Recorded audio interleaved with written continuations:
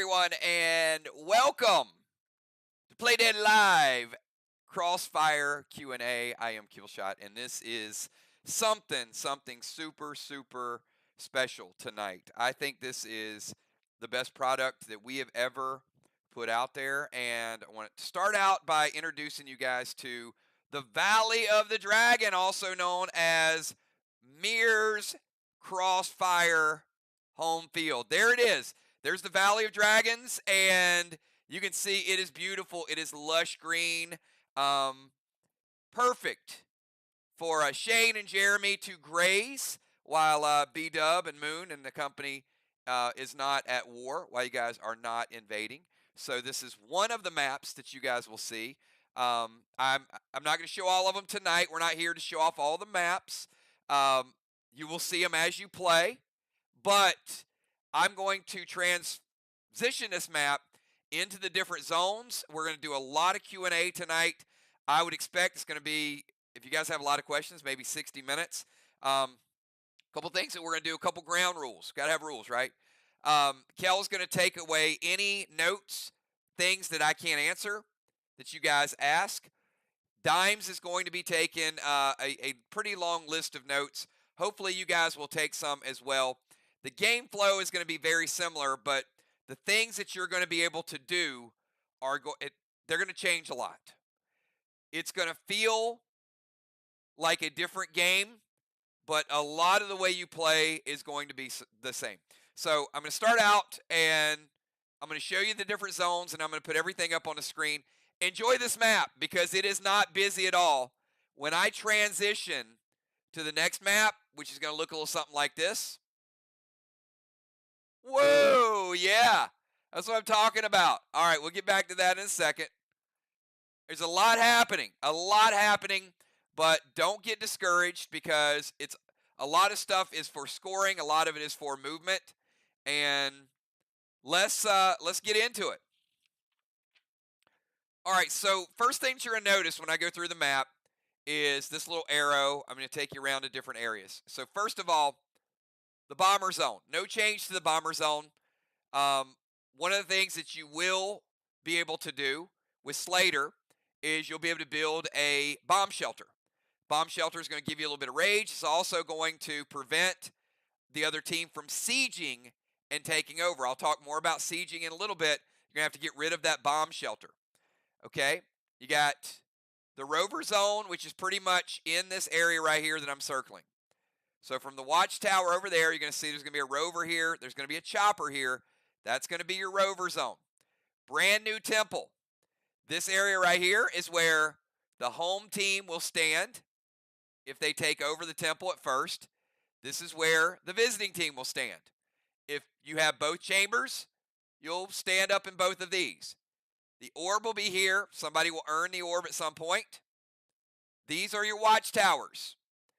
So each team has 3 watchtowers. Watchtower number 1, watchtower number 2, watchtower number 3. 1, 2, 3. They're not like straw men. They will go in order from top to bottom. So you light 1, you light 2, you light 3. We'll talk more about that in a little bit. This is the DZ down here. All right? And up here. Got these little areas, and you'll have a portal. This is the tank zone. Tank zone, think of a triangle from this watchtower to here up to the watchtower. That's going to be your tank zone. You'll have some battleships. You'll have some tanks here. This is going to be a brand new area that we're calling the O zone. Okay, the O zone is elevated. The way you get to the O zone is either chopper or you got to walk, you got to climb up, and there's a little rope bridge that you got to climb across. So you don't just go from the bomber zone up the mountains to the O zone.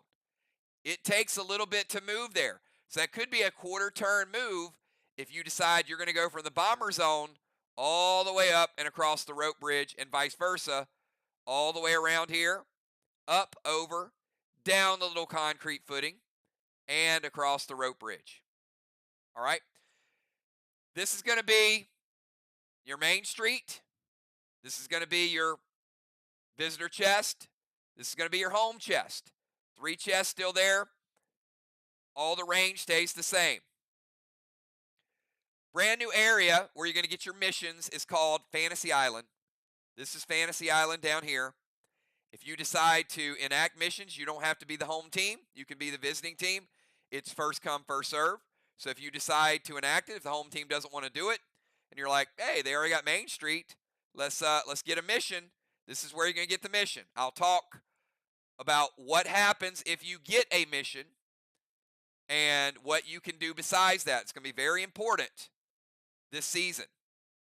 Up here is where the dungeon and the portal are. There is no gladiator event. There's only going to be two. The dungeon, which is no legendaries. The portal, which is legendaries. We're simplifying it. And the portal will have a trivia question. The dungeon will have the maze.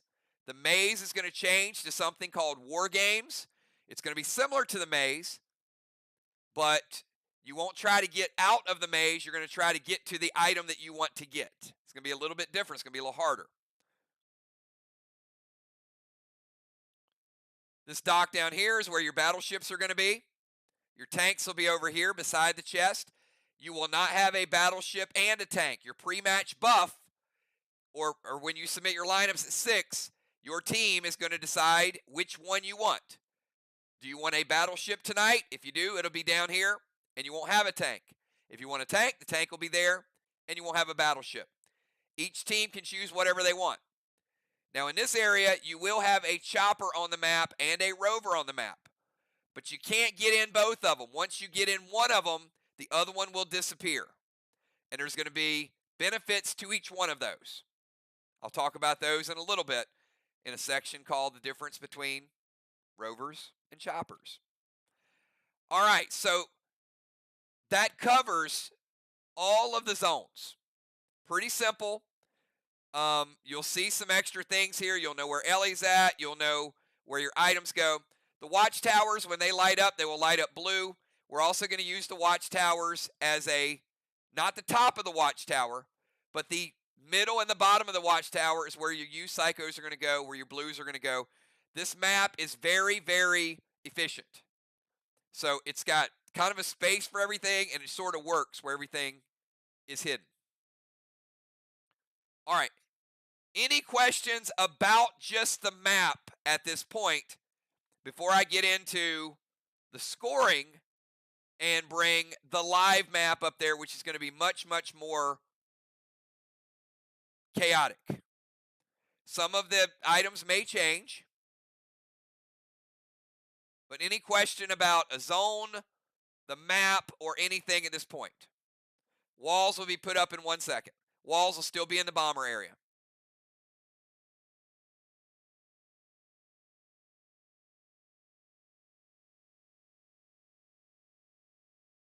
The range is all the same.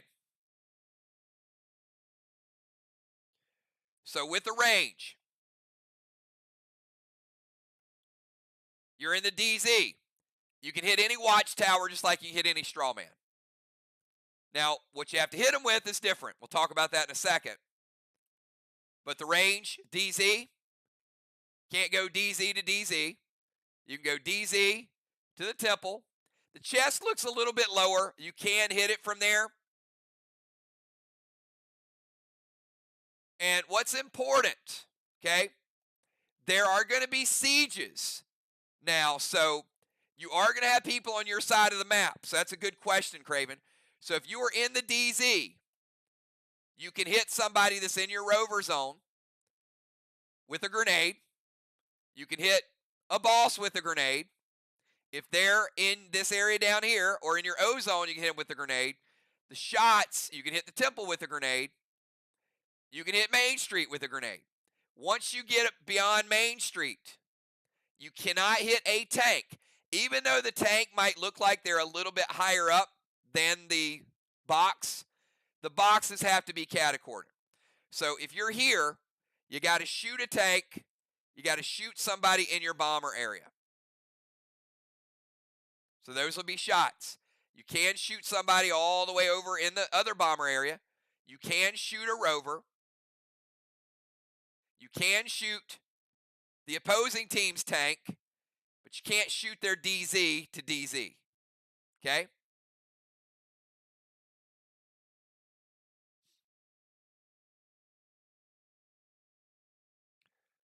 There is no home field advantage. Home field advantage, no water, no boss buffs. Home field advantage is you're going to get to go first or last. And there's so much to do. I think that is a significant home field advantage because you can decide the pace of the game. You can decide if you're going to play bosses. You're going to decide if you want to pull somebody in the dungeon. You can decide if you want the first choice at a mission. You can decide if you want to deactivate a cyborg. You can decide if you want to steal somebody's vehicle. Now, they can do some things right after that, but there's going to be a very, very slight home field advantage this season. Good questions. Good questions. What we're here for. All right. I'm going to take you to the map, and the first section that I'm going to go over is very extensive. It is all the ways that you can score.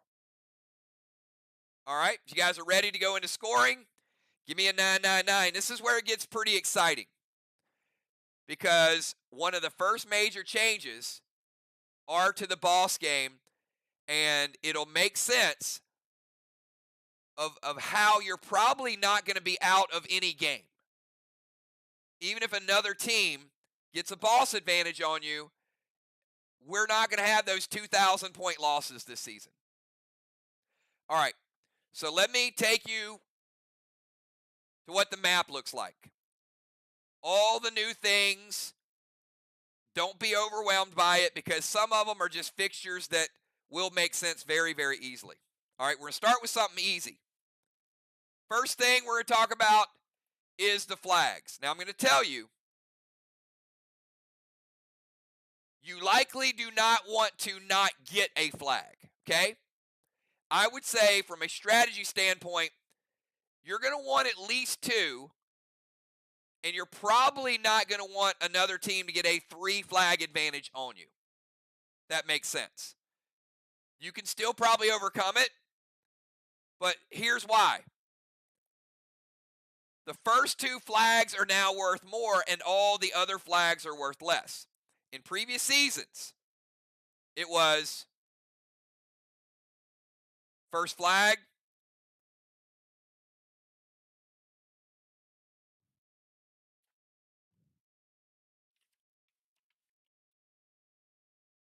well, we've changed it, I guess, twice. So your flag scoring, 100, 150, 200. All right, so last season, that first flag being worth 150, second flag being worth 200. That's 350 in flags. But when you got to the third flag, when people don't have anything to do or they're out of bosses and everything, it became 250. So if you get 2 flags, they get 2 flags, it's 350 to 350. But then they get 2 more, it's 500 points. That's tough to overcome. It's inverted now. The first flag for both teams, which likely you're going to get at least 1, is worth 250. Not bosses you play in round 1 or round 2. The first one you cap, whether you cap it in round 2, whether you play it in round 4, whether you cap it in 5, when you get that first one, it's 250 points. Then it's diminishing. The second one is worth 200 points. So now with both teams get 2 flags, it's 450 to 450. But all the additional flags are only worth 150. Now, does that mean you don't want to get 3 flags? No, because if you get that third flag out there, you might put 3 or 4 Kangs on it. You still have to put a boss out there to get the Kangs. But the flag caps are not going to be as important. If you get a flag cap and Kangs, it will be. So if you lose the flag game now 4-2, that's only 300 points. And you're going to see you can make up 300 points really, really quickly. So to me, I think that is one of the biggest changes. It changes whether you panic, they got Main Street. Yeah, you might still want to kill that boss, but it's not going to come down to whether or not you kill a boss. Killing a boss is definitely going to have some benefits to it, but if you don't kill a boss and you waste an attack or two, you're still going to be in the game. All right? So that is the flag game. Other than that, it does not change. You still want to get Main Street. You still got same number of players. You can still play them. You can still stack them. You can still kill them. You might want to get them off the board. But you're going to be busy doing a lot of other stuff. All right? Next thing is the walls. Mir will be happy to know there are no changes to the walls. The walls are the same. The specialty grenades are the same. The points are the same. Those walls are worth 300. The important thing to realize with flags are a different entity. Chests are a different entity. Walls, watchtowers, and strawmen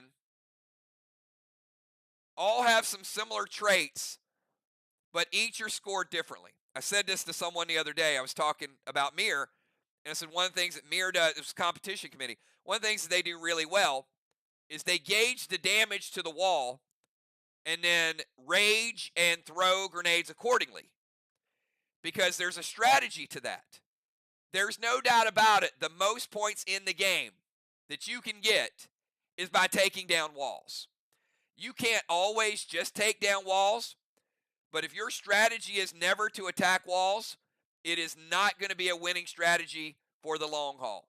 You're going to have to find ways to either get some mixed in or stop some people, but a wall strategy, at least some, especially with missions. Missions could make it to where you have to take down a wall or two. You don't want to lose that mission. So, again, with Rapture, with Snowstorm, with the Sleet Wand, walls are an important part of the game. They're not changing. So, think about that when you come up with your strategy. Versatility is going to be really, really key. So, walls are the same. Strawmen. No change to the strawman points. But see, here's the difference, okay? Walls, you get those points as you take down a wall. But you can use a spruce on a wall. You can do things that can be prevented on a wall. You can do things that can be not prevented to a wall. But they're points that you get at the end of the game, right? We calculate total walls. You get it. I mean, it's just kind of on reserve. Strawmen are points that you get at the end of a round. And they're residual points. So if you get it and nobody does anything about it, you get it again. And you get it again. And then you get it again. That's why strawmen can be important if you have a good strawman strategy. And that's why people stop you whenever you get one or two. Because they don't want you to get 50 every round or 100 every round. Strawman points, 5 for the first one. At the end of the round, 10 for the second one. 15, 25, 50, and 100. If you build additional strawman, we will cap it at 8 again. It is 150 and 250. You get all 8 strawmen lit up, that's 250 a round. That's pretty good. That can win a game. But if that's all you do, and somebody knocks you back down to the end of the round, you get like 25, you're going to be like, oh crap, we wasted a lot of attacks to get 25 points. So when you think about strawman, think about residual. Can I get it? Can I freeze it? Can I rhyme it? Can I do things where I get those points every turn? That's kind of the concept of that. All right, watchtowers, I'm going to go into very shortly. Actually, you know what? I'll give you the watchtowers now. It's fine. Because you're going to be able to get a bonus for watchtowers. So watchtowers, we call it instant gratification. So the watchtower is when you hit that watchtower, and you have got to hit it with a specialty grenade.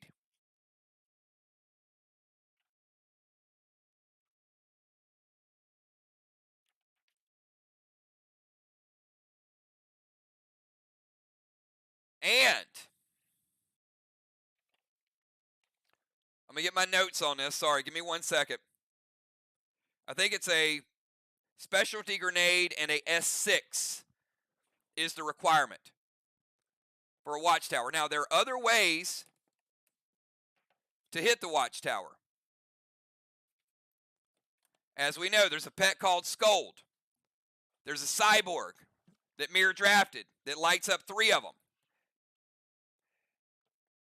Now, for each straw man that you hit, the reason we call it instant gratification is because you're going to get 25 points. So if you hit that first one, 25 you get immediately. You hit that second one, it's another 25 you get immediately. If Mir uses a cyborg, they get 75 points, no questions asked. And they get their first block of watchtowers.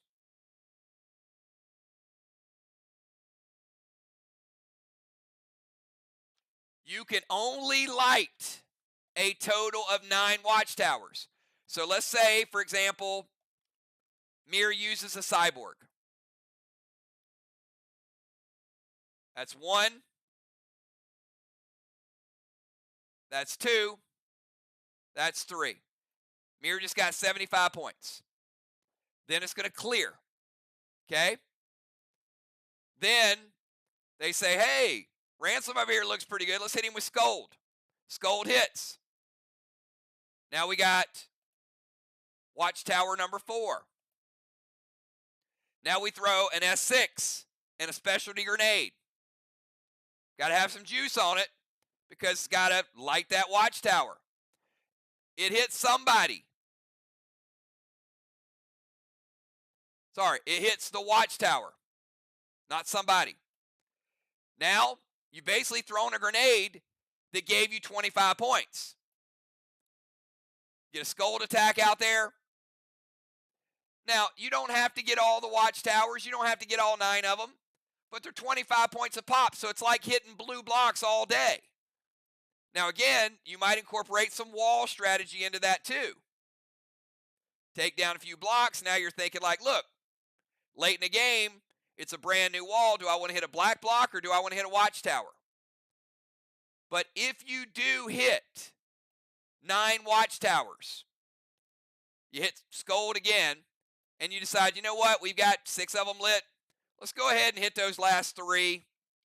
Get that extra 75 points. You're also going to get the 9 award, just like that 999 up there. The 9 award is a PCP category. The person who hits the 9th watchtower first, we only give this award once, gets 100 points. So now that watchtower was worth 325 to your team. So if the other team has already hit 6 and they don't get up to the last 3, well, they still gotten 150 points.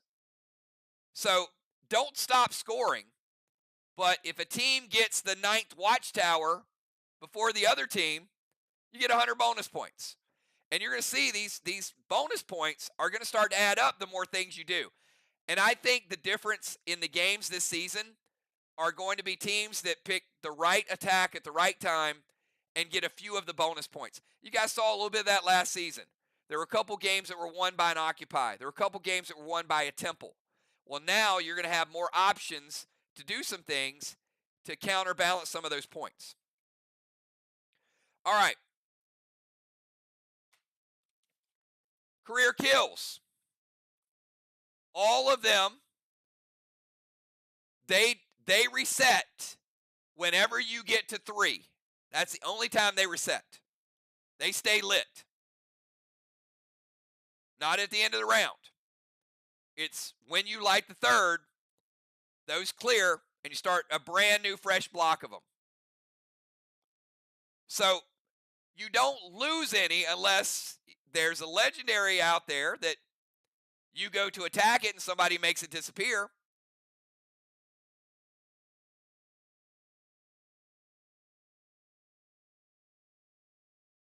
The first team to get to 9 gets the 100 points.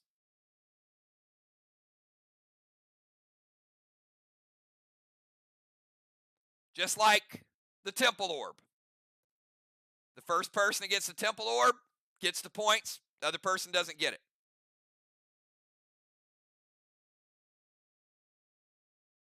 All right, another way that you can score. Career kill. All career kills except for the dungeon are 200 points. We're not going to scale it up to 250. If you want to go out there and get a couple kills this season, you probably can. There's going to be a lot more activity. I don't know that getting a couple kills or solely killing players is going to win a game for you. But if you add a kill in there with the other stuff that you're doing, it might. The kill the captain is still part of the game, but the value of it has went down to 100 points. So if you get a career kill on their captain, it's 300. Might not be worth you totally going after the captain. If you happen to, get a good run, you may want to finish the job and get the 100 points. But the difference between 200 and 100, you may go after a player that is less geared than the captain. That's up to you. But 200 points.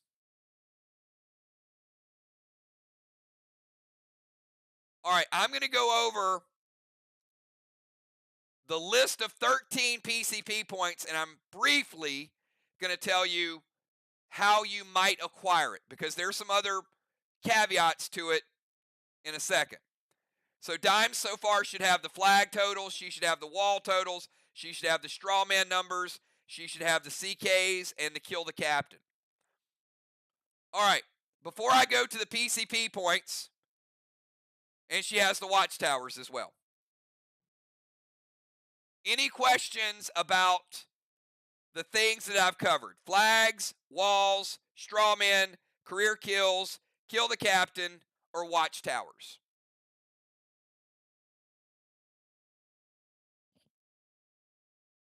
All right, give me a 999 if you're ready to move to the PCP points.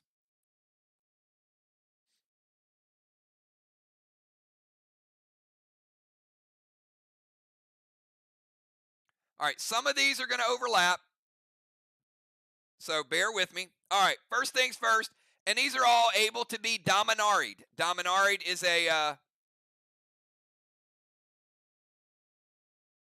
that a verb?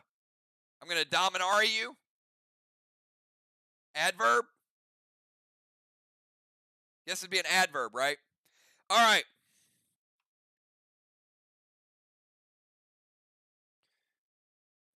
Gold bars. Finish off a wall, you get 50 points. Easy. Will you want to finish off walls? Yes, you will. 300 points for the total wall, and then 50 points for the gold bar. All right, this is brand new, and it is a 50-pointer. Straw man number 6. First person to light it gets a torch. If it gets put out, you relight it, you don't get another torch. It's only given one away potentially per game.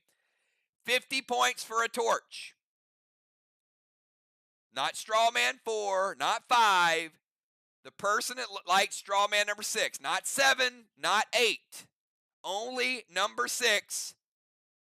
And it's the first time a person from either team lights it. You get the torch, and that will be a PCP category.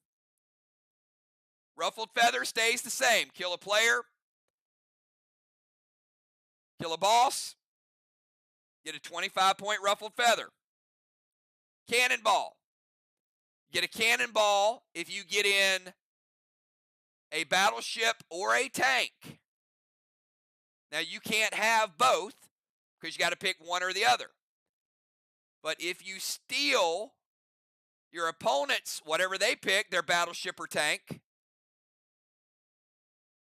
and your team gets in theirs after it's stolen, guess what you get?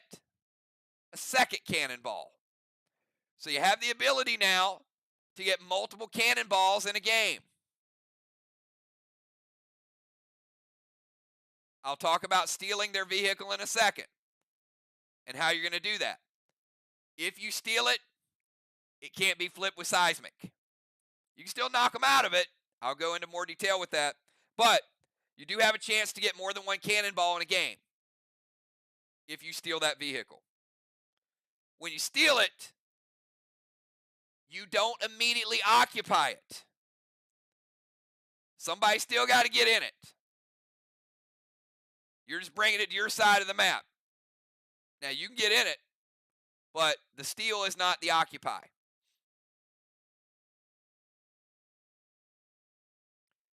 If you get in a rover, or if you steal somebody's rover, which you can do, you still get a tire.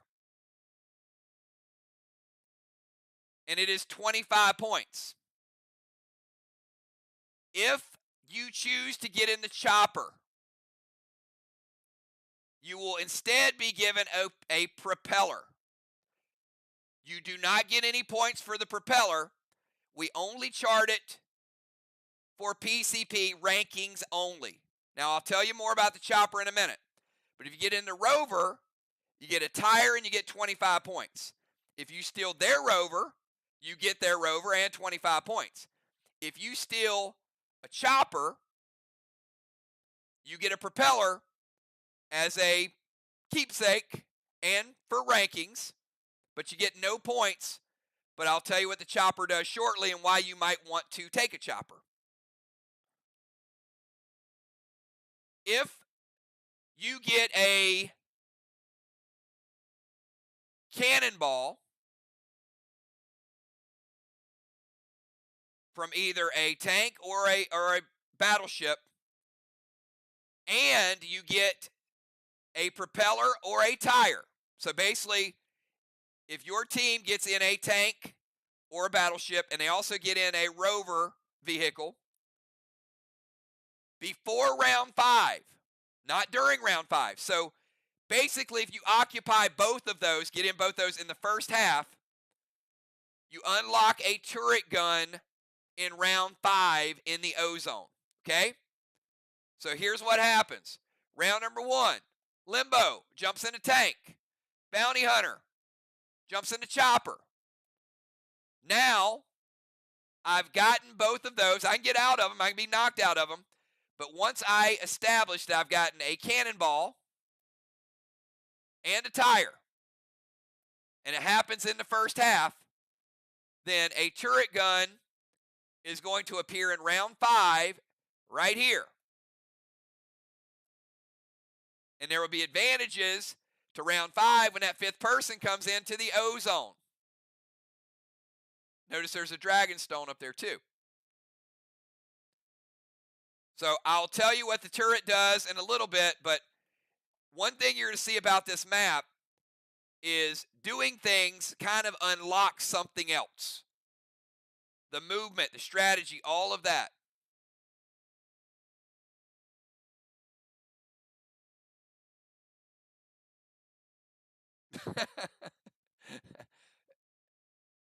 The fact that you have Mr. in front of your name, and you probably have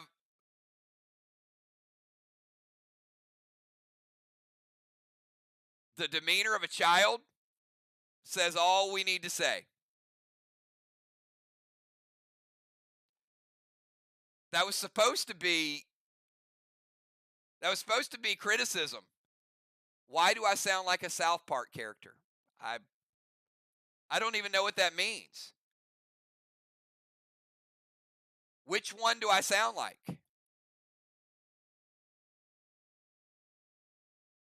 All right. Anyway, back to the game.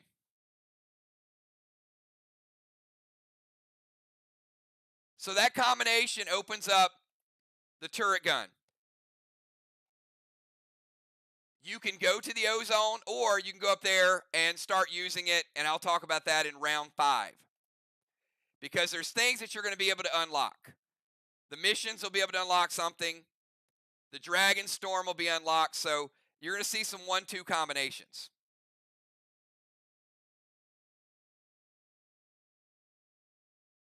All right, Animal says, someone is in a chopper. It's time for players to be changed. Does the sub? No, they do not.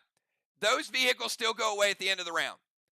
So, Joe, the tanks and the choppers, once you leave it, it's gone. Good question.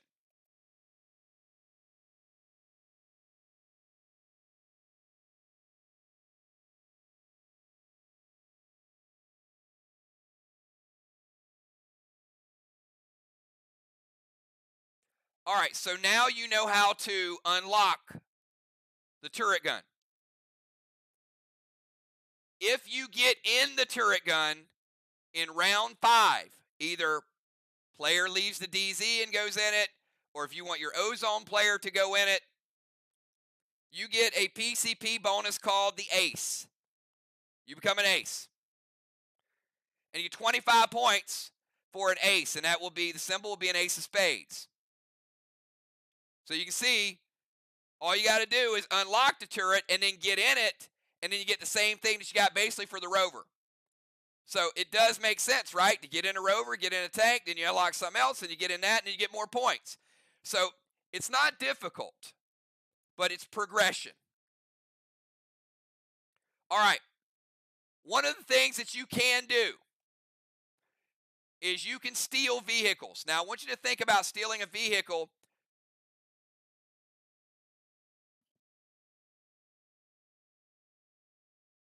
Doesn't even have to be 2 different vehicles, 2 different players, Julia. You could have a player get in the tank and get a cannonball, get out of the tank next turn and go get in a rover. As long as you unlock both, if your team gets both of those, you will have a turret show up in round 5. All right, but one of the things going to make this a little bit fun and a little bit challenging is the ability to steal someone's vehicle. Now, cyborgs are disabled the same way. You go down to the circuit breaker, say I'm going to disable cyborg, cost you 2 rounds, and at the end of 2 rounds, you can move, you get your turn, you can be subbed out, whatever, but they don't have a cyborg. You could disable a cyborg and steal their vehicle. So here's the way stealing would work. Let's say I'm player number 1. Instead of playing a boss, I go over and say, I'm going to steal your tank. You can't hit me. You can't stop me. You can't do anything. In 2 rounds, I am taking your tank. It's coming over to my side. Now, one thing you can do is say, well, you took my tank, I'm going to take your tank. Yeah, you can do that. Or you can say, you know what, we got a problem. They're going to have 2 tanks. The other thing they can do is they can go over and steal your rover.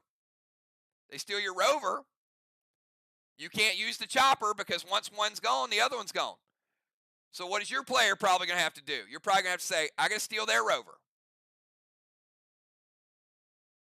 But you can't occupy it right away. So if somebody takes your rover out of play, that could be a problem to your strategy.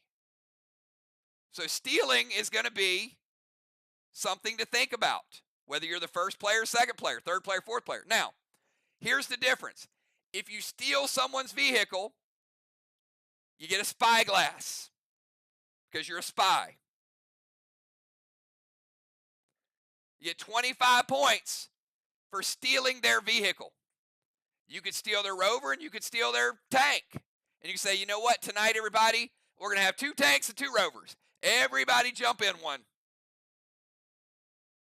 And you'd get 2 spyglasses. So 25 points. Now, you wouldn't have anybody on the field for 2 turns. That might be a problem. But after 2 turns, you might have some craziness. All right, so that is your spyglass. 25 points for stealing a vehicle. Another PCP point. The orb. 5 rounds in the temple. All right, steal is not first round only. Thank you. Stealing a vehicle can be done anytime between round 1 and round 4. Cyborg has to be disabled in round 1 only. Stealing can be 1 to 4.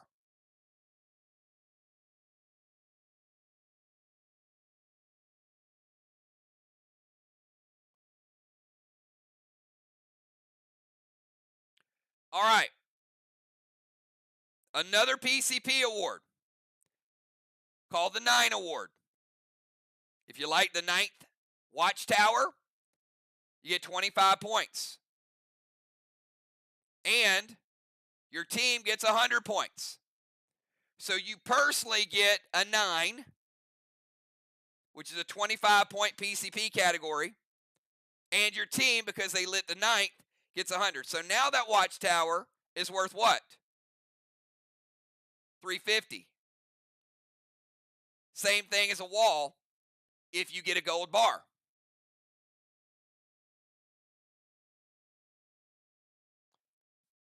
All right, I'm going to spend a lot of time tonight talking about dragon stones, but let me just tell you what a bullseye is. If you occupy one of their 3 areas, there's going to be siege and there's going to be defend. All right, let's say, for example, Limbo goes over there to DZ.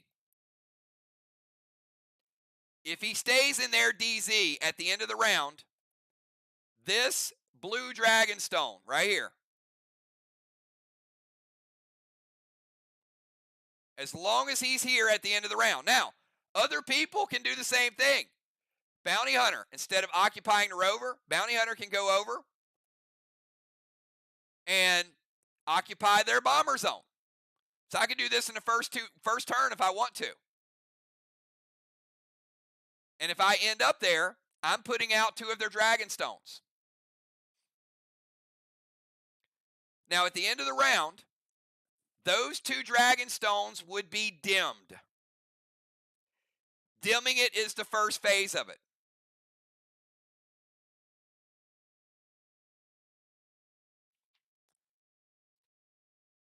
And again, we're going to talk about dragon stones because dragon stones is probably the only thing that could be a little complicated, but you'll get it.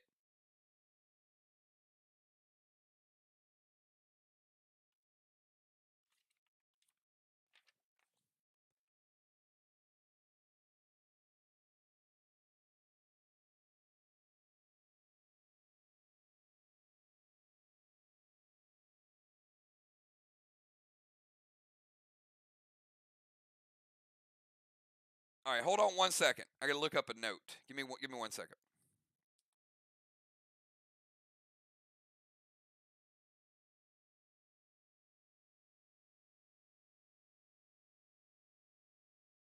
All right. We need to go back to something I said earlier. The watchtower.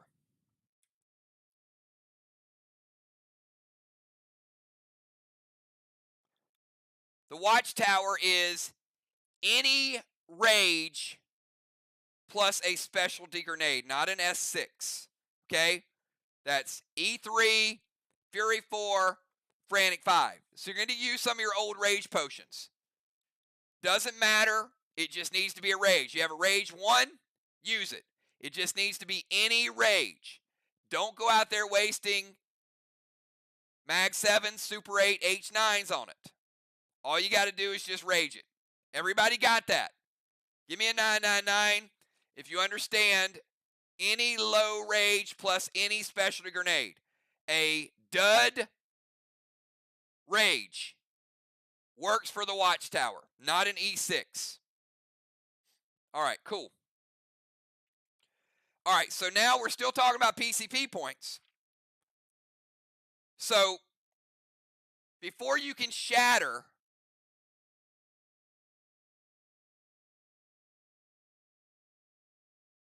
a dragon stone, you have to dim it. You can't attack it unless it is dimmed. This is super important.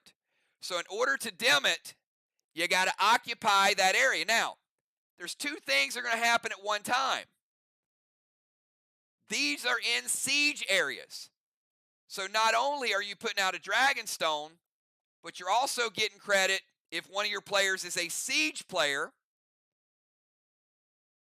for taking over some of their territory. I'm going to talk about siege in a second. There's a siege and there's an occupy.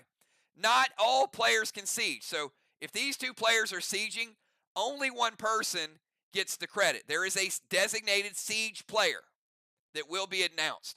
It's just like when you're a rover, you're going to occupy, you got to get in the rover vehicle to trigger it.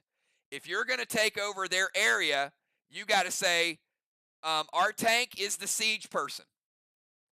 So that means when Limbo comes over, the bounty hunter is going to put out a dragon stone, but this team is not going to get credit for their bomber zone. But Limbo could get credit for their DZ, then put out this. Then you know what? He could walk across this bridge, and then he could, in round number 2, put out this dragon stone, and now all 3 of their dragon stones would be dimmed. He wouldn't have the occupy, but you don't need the occupy until the end of the game. Or the siege, sorry. Siege and occupy are by the end of the game. Dimming the dragon stones, you got to do that a little bit quicker. Now, if a dragon stone is lit, it cannot be attacked. But if you put it out, it's going to be double trouble. Think of it like lighting a straw man and then playing rhyme where it's protected, except the reverse. Now, if you end the round in their area, this blue dragon stone gets dimmed. So now in round number 2, the bounty hunter might go over here in range and say, look, that one's out. Let me go here, and I'm going to throw an S6 specialty grenade. Again, why are we using specialty grenades? Because there's some of them that you have a lot of. You might not use lithiums every day. So this is going to give you an outlet to use some of those lithiums, some of those duds, some of those specialties. The other reason why we're doing this is because it can be blued and it can be prevented. We don't want people going out there throwing spruces and then breaking all of your dragon stones. So, yes, we can pause it right here. What's your question? This is the most complicated part, but it'll make sense once you go through it. And it'll make sense why you want to keep them lit too. Because you're going to get some points for having them lit.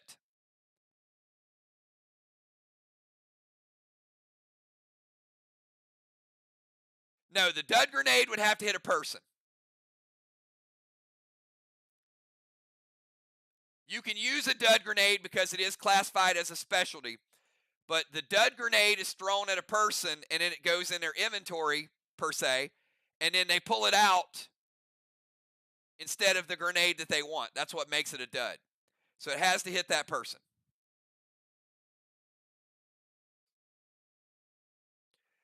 The dragon stones are probably as complicated as the temple was last season when we tried to explain to people what you had to do to put out the flame. But when you start thinking about, you're not going to, no, this has nothing to do, yes, this has to do with the bullseye. I'll get to that in a second. So with dragon stones, think, they can hit mine, I can hit theirs. So your dragon stone, you can prevent them from hitting it. They throw an S6 specialty grenade, you can prevent it. But you can't prevent them from dimming it unless you knock them out of the area. So it seems that it's easier. Would you guys give me a yes if you would agree? It is easier to dim a dragon stone than it possibly is to shatter it and destroy it. Right? Seems pretty easy. All I got to do is go over and stand in your area and do something else. But as long as I'm standing here at the end of the round, that light's going out. I'm turning the light bulb out. Think about hitting a light switch, you turn it off. But if you break the light bulb, that's different. So what I want to do is I want to go over into your zone. I'm over in your house right now. And I got 2 players over there. So 2 of your dragon stones are going to be dimmed. If you don't relight them between now and the end of round 5, you are not going to get a dragon storm in round 6. So, if you dim my dragon stone, it is no range. Yes. There's 3 dragons on. The blues are always in the DZs, the reds are in the bomber, and the green are in the ozone. Here's where it gets fun, and you get a little bit back. This is where you just got to see it. You got to think about it. All right? I dimmed Karis's Dragonstone. How is it going to be relit? Leave in chat if you know how I'm going to light that back up.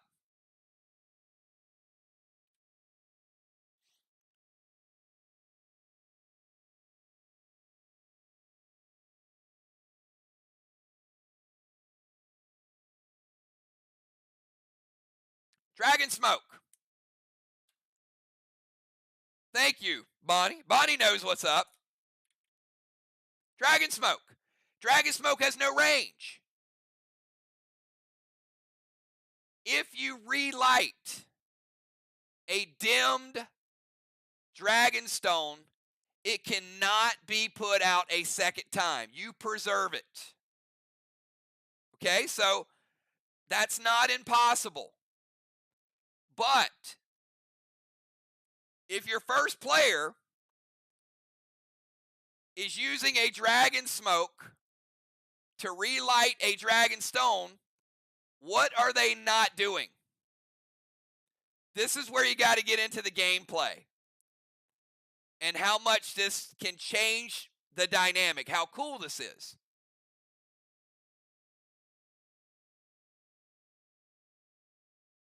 They can't use any other smoke that round. No seal, no heal, no heal and seal, no seal and thrill, no mirror smoke, no other smoke. Because now they have to decide, do I want to relight this right now? And you can't put it out again. It's safe, it's good. Or do I need that extra layer of protection? All right. Let's say, for example, Karis goes first, and this blue has been dimmed. And Karis got hit in round number 1. And she's like, guys, I got to play a heal and seal. So she chooses to play that. And the bounty hunter, the Dragon Smoke, must resolve.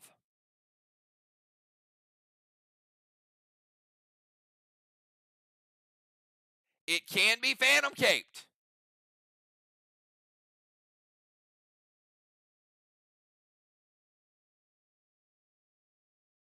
You could walk over and play an Unholy. It must be resolved.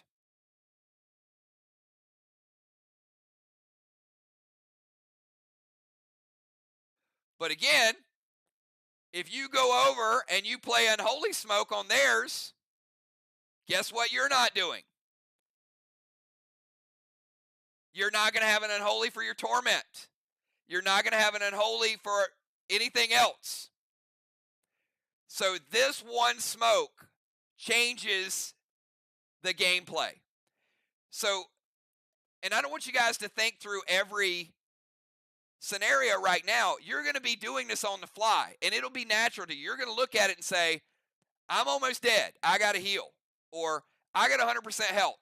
I can light this flame. This is where your on-the-fly gameplay, it's going to be natural. So this is not going to be a difficult aspect of the game to understand because it's progression, all right? So let's say, for example, Karis used a seal, and the bounty hunter is the next person to go. What do you think the bounty hunter can now do only to dimmed dragon stones? They have to be dimmed.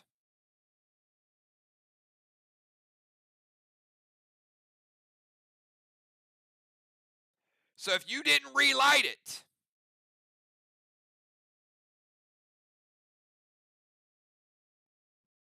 the other team can shatter it. Nope, not steal it. The other team can shatter it.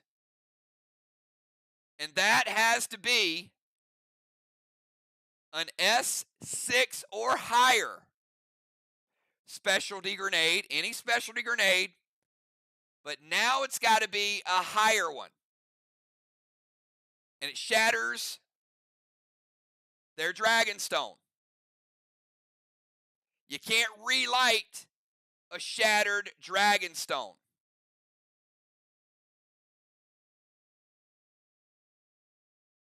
It's broken. So now the dragon smoke is not going to relight it.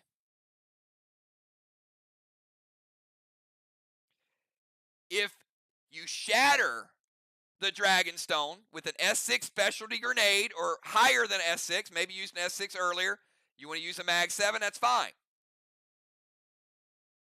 Dimes, to answer your question, you get a bullseye and you get 25 points for each Dragonstone you shatter.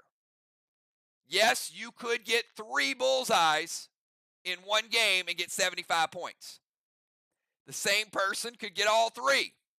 You could have one person dimming them and another person taking them out, or 2 people taking them out.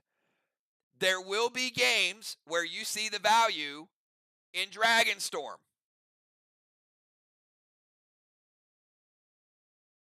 All right. Everybody understand up to this point. If you occupy that area at the end of the round, you dim their Dragonstone.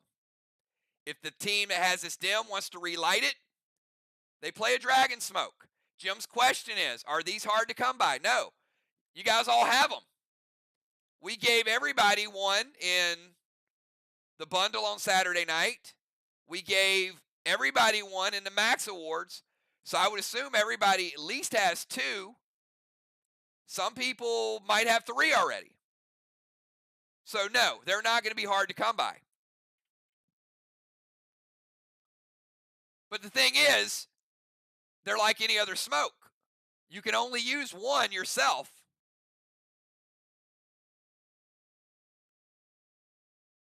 But the strategy to it. Okay, Craven says piece of cake. Now, if you have a shattered Dragonstone, is all hope lost and there's no way you'll be able to get the Dragonstorm? Yes or no?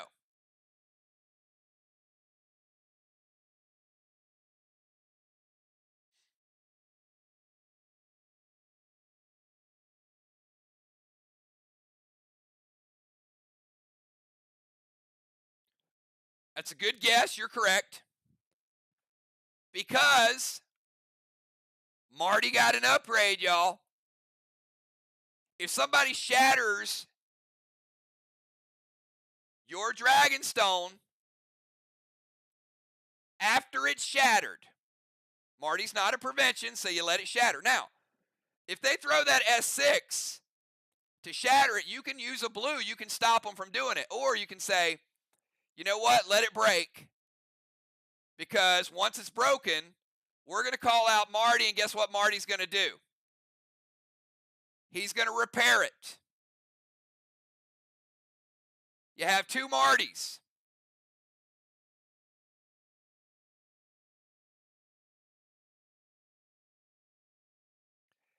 After it's repaired, what can you do to it?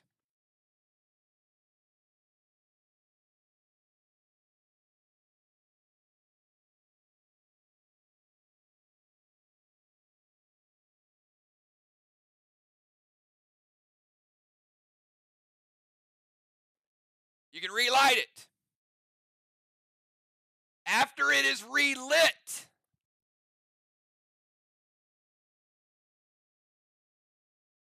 can it be dimmed again? Or is it locked in that you got it?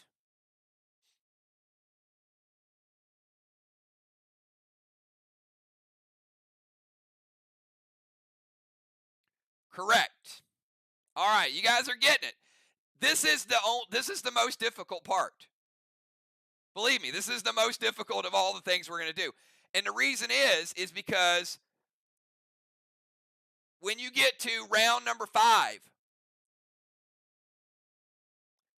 you're going to get 25 points for each dragon stone you have lit.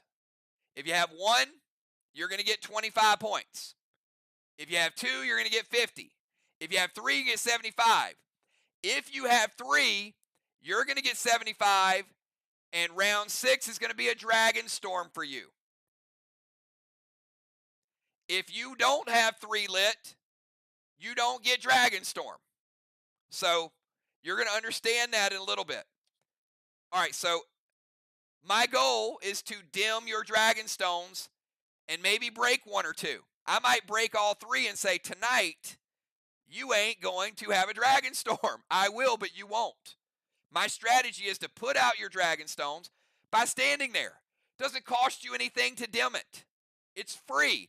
All you got to do is occupy their zone. This is what I want you guys to understand. Move, stand there, don't get knocked out of it, stay there at the end of the round. That stone gets dimmed. If they want to relight it, they have to use the dragon smoke. If they don't dragon smoke quick enough, or even if they dragon smoke 1 and we dimmed a second one, then my first player, instead of shooting a straw man, instead of hitting a wall, instead of hitting a watchtower, I can throw an S6 and I can shatter that one of those dragon stones. And you're going to say, we're going to let you have it, or you're going to say, nope, I'm going to use a blue to stop that. So now I've just got you to use a prevention or a blue. So now you can see the strategy and ways to get teams out of their element. And you'll find out, do they want to go Dragon Storm with us tonight? There's going to be matches you have no Dragon Storms. There will be matches one team will have it, one won't. There will be matches both teams have it. And you'll see the rage and you'll see the importance. So there's more with the Dragon Stones. And I'll get to that in a second. All right, the extra prevention from Wick. Look, it is, right?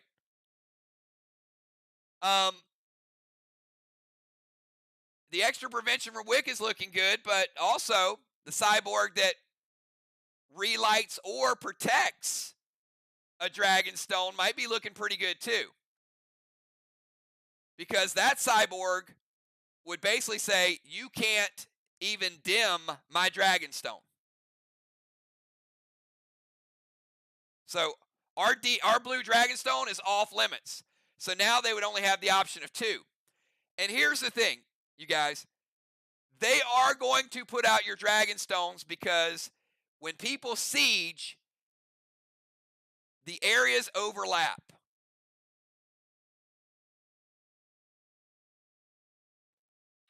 All right, so I'm going to recap this one more time, and then I'll tell you, I got a whole section on Dragon Stones because there's going to be a cutoff for it, and then I'll explain the Dragon Storm. But for now, I want you to understand the points, okay?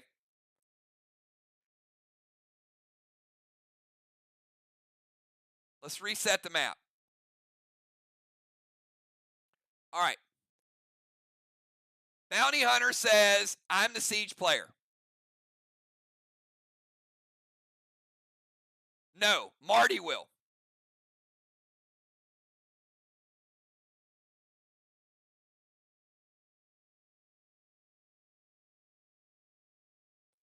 Oh, but thank you, Dow, for that.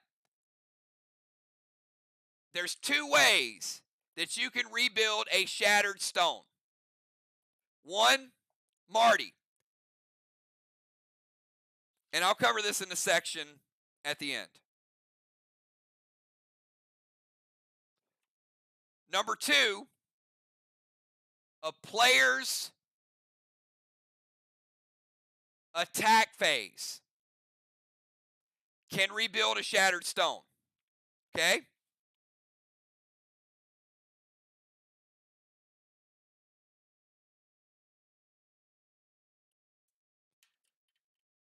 So if you want to give up your attack, you can repair it.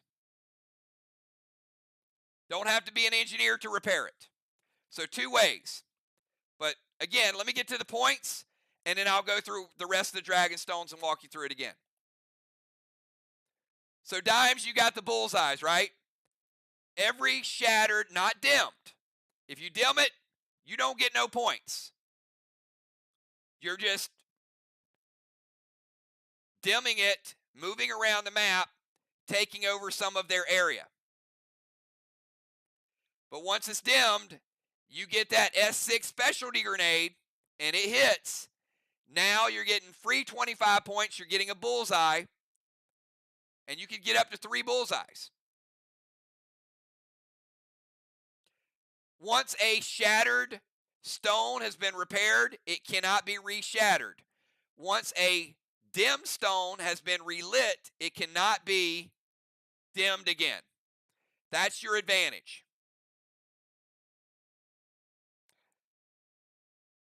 All right.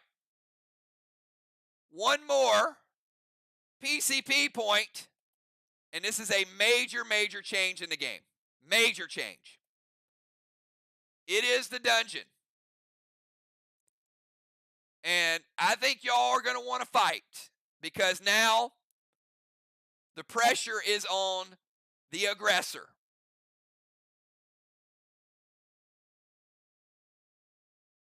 But the benefit and the points are still going to be there. So let's say the bounty hunter challenges Crowley to the... Oh, I'd pay to see that one. What do you guys think? Who do you guys think would take that? Who do you guys think would win? Leave it in chat right now. The bounty hunter versus Crowley.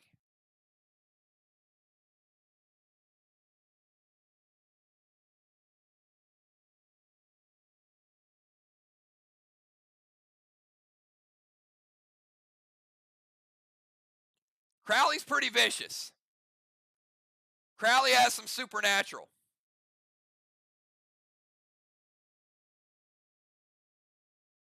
There's no right or wrong. All right, so the bounty hunter challenges Crowley. Now, Crowley does not want to fight. Crowley says, I surrender to the bounty hunter. Leave me outside the dungeon. The bounty hunter gets 200 points for winning the dungeon. Gets a ruffled feather for winning the dungeon.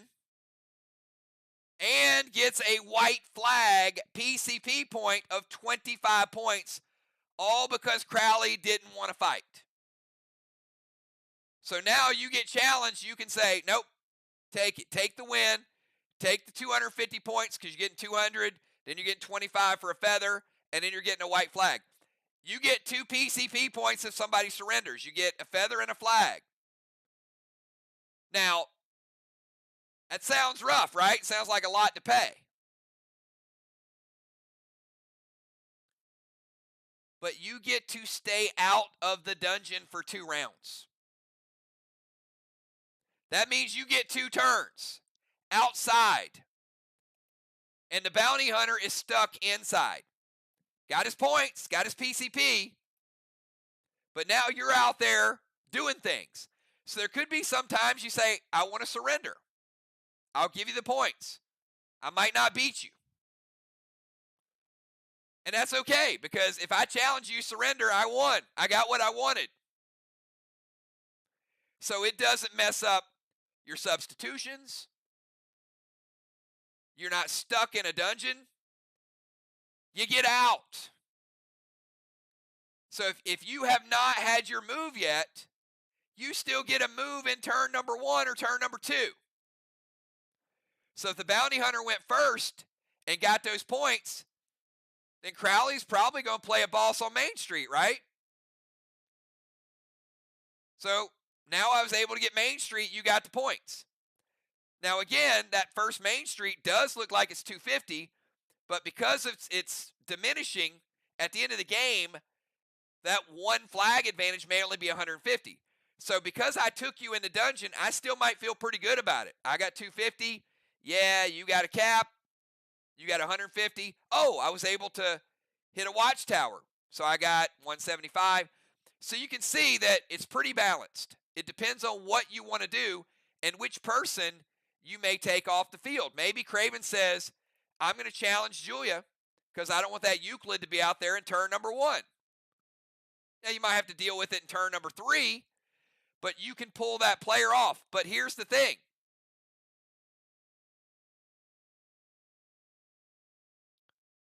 I'm going to give you a reason to go in. All right? Let's say the bounty hunter challenged Crowley, and Crowley said, I accept.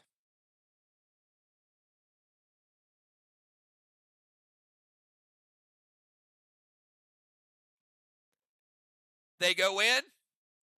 We do the dungeon.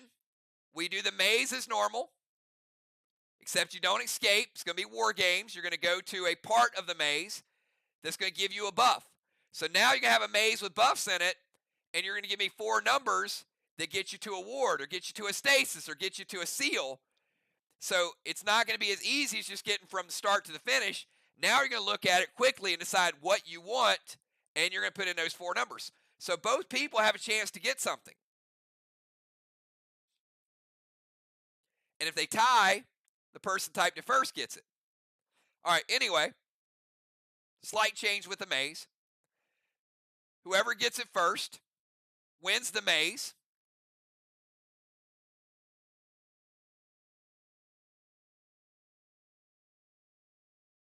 Not every 4-digit combination is going to get you something.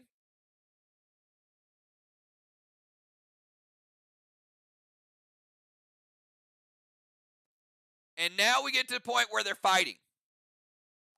So they fight like they normally would. You do this, I do that. Somebody wins, somebody loses. If I kill you in there, I still get the ruffled feather. You don't get the career kill. But let's say Crowley loses, which I think he probably would.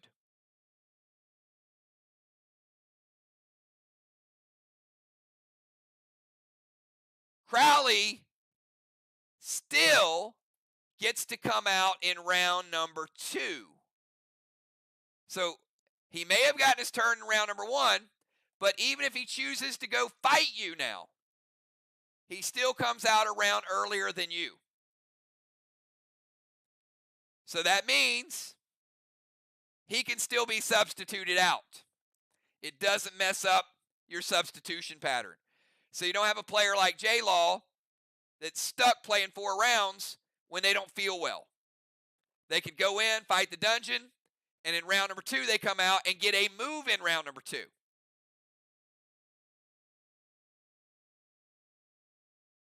How you guys liking that so far? Give me a 999 if you like the new dungeon, you like the surrender option.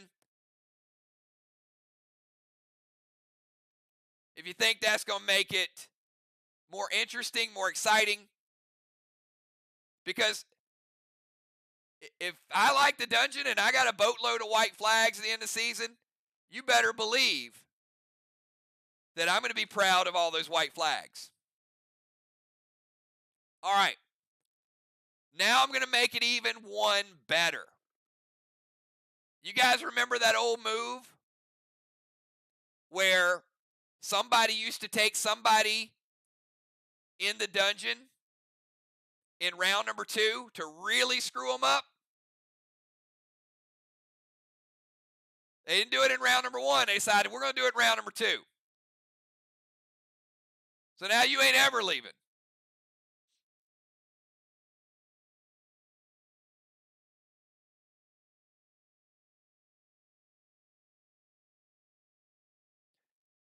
So now you can accept their challenge yet again. And you fight them in the dungeon in round number 2. Now, in the old days, you wouldn't be able to come out, right? But now you're going to come out in round number 3, and not only are you going to come out, we're still going to let you be subbed out for the other player that comes in. So if somebody wants to drag you in there in round 2, it's going to be like the cyborg. You pop out, and that person is going to be able to come in round number 3, just like for a cyborg move.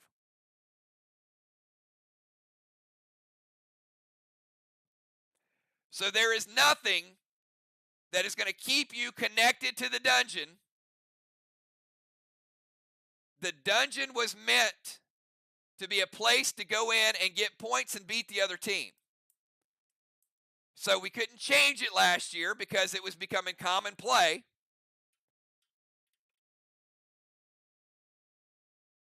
But now you're going to be able to be subbed out. So if you want the points and you want to go into the dungeon, do it. Get the points. I still think it's a good play. But now the other team is going to be able to get a move in. All right. Big change between the dungeon, the surrender option, or don't surrender. Go. Don't give them those free points. I don't know. You know what? I might look at the board and start saying, I'm just going to take that person because they're going to surrender. I know I get my team 250 points just by picking that person.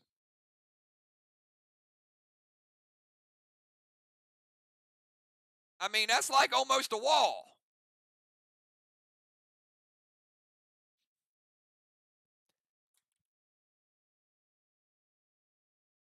All right, and there is one more PCP that I want to talk about. And JJ is going to love this one. That is the submarine. See, right above the waterfall.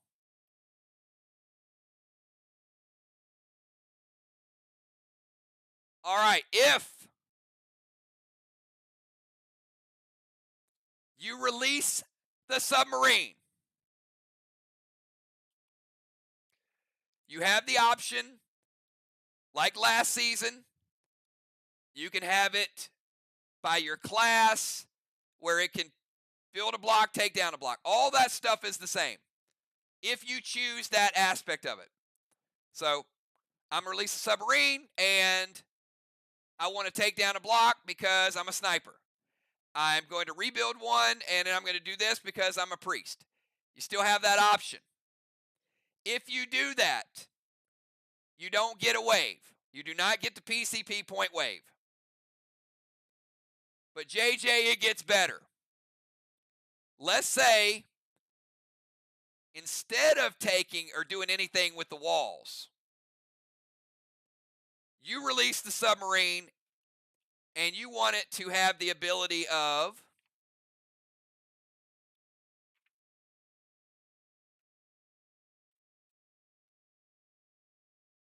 Splash Mountain. Yeah. So JJ says Splash Mountain, and she releases the sub. Now it creates a splash. That splash will flood the temple, and an enemy that is in the temple will get knocked out. Let's say Limbo's up here, and JJ goes Splash Mountain. Limbo gets knocked out of the temple, and he's waterlogged and cannot re-enter the temple this round.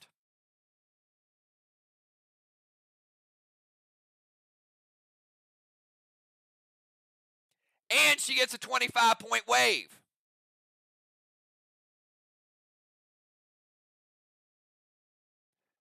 Now, let's say JJ is really sneaky.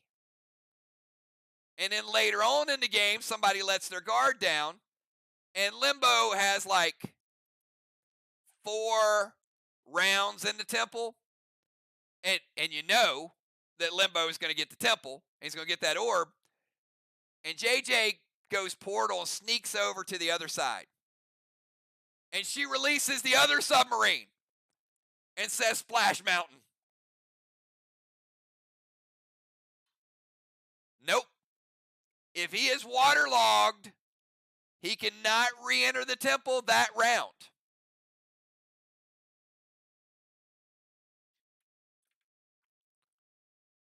So let's say she goes over to the other side, JJ.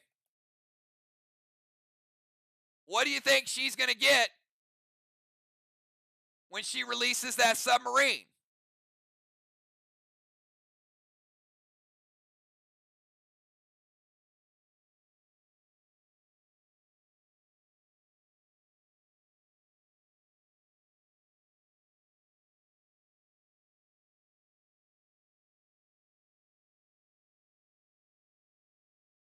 a second wave, and a second splash mountain, and that person is being flooded out of the temple again and waterlogged. They can't re-enter. So 2 waves.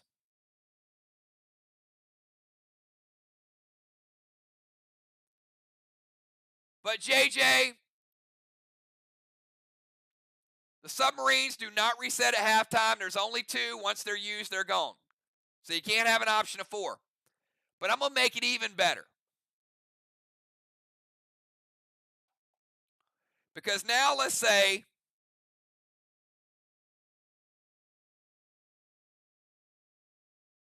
JJ doesn't want to deal with the temple, doesn't want to deal with the wall, but now she wants to create a tidal wave. So JJ jumps in the sub, gets a wave again. If you do Splash Mountain, you get a wave. If you do tidal wave, you get a wave. And now you put out a straw man. It's like a straw man attack with a free 25. So now you can douse a straw man that somebody's worked hard to gain. So you want to go blocks, you can go blocks with your class. You want to flood the temple, you can flood the temple. Or create a tidal wave, get the wave, 25 points, and douse a straw man.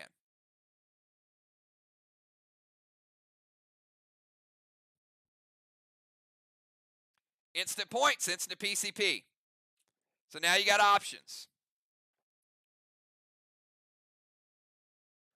And there are only 2 submarines. So if they're used, they disappear. They don't reset at halftime.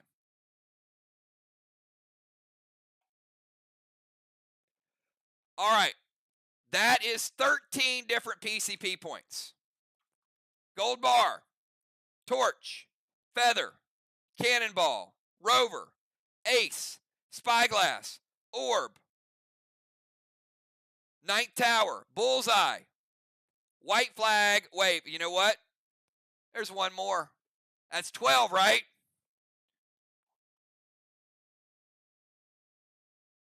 I guess I saved the 13th for last.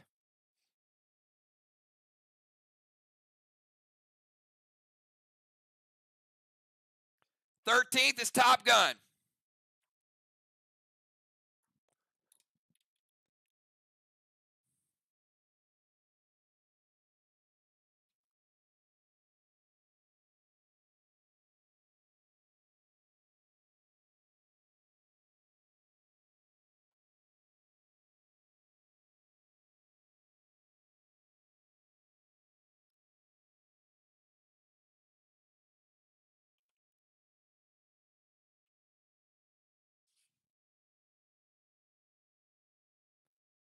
All right, Top Gun.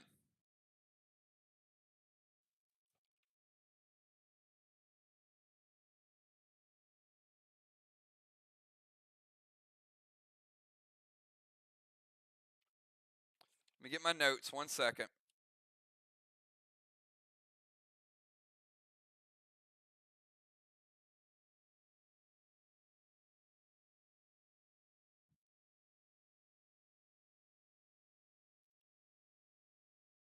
I want to get this one right.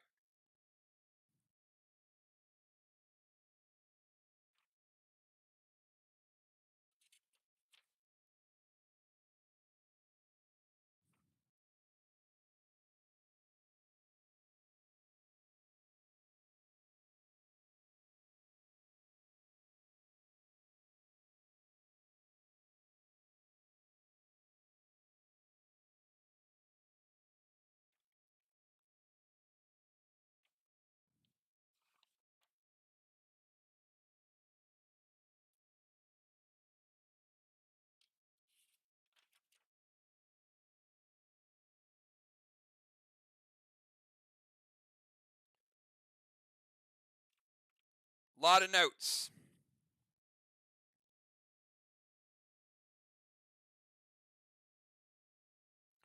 Okay.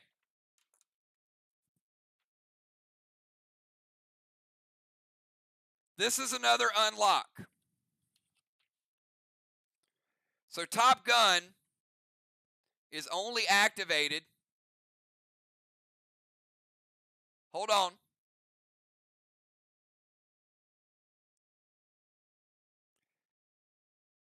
Top Gun is only activated if you successfully complete a mission or if the other team fails a mission.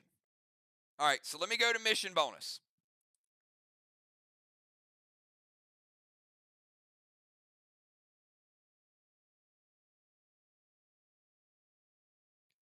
Player number 1, Bounty Hunter, goes to Fantasy Island.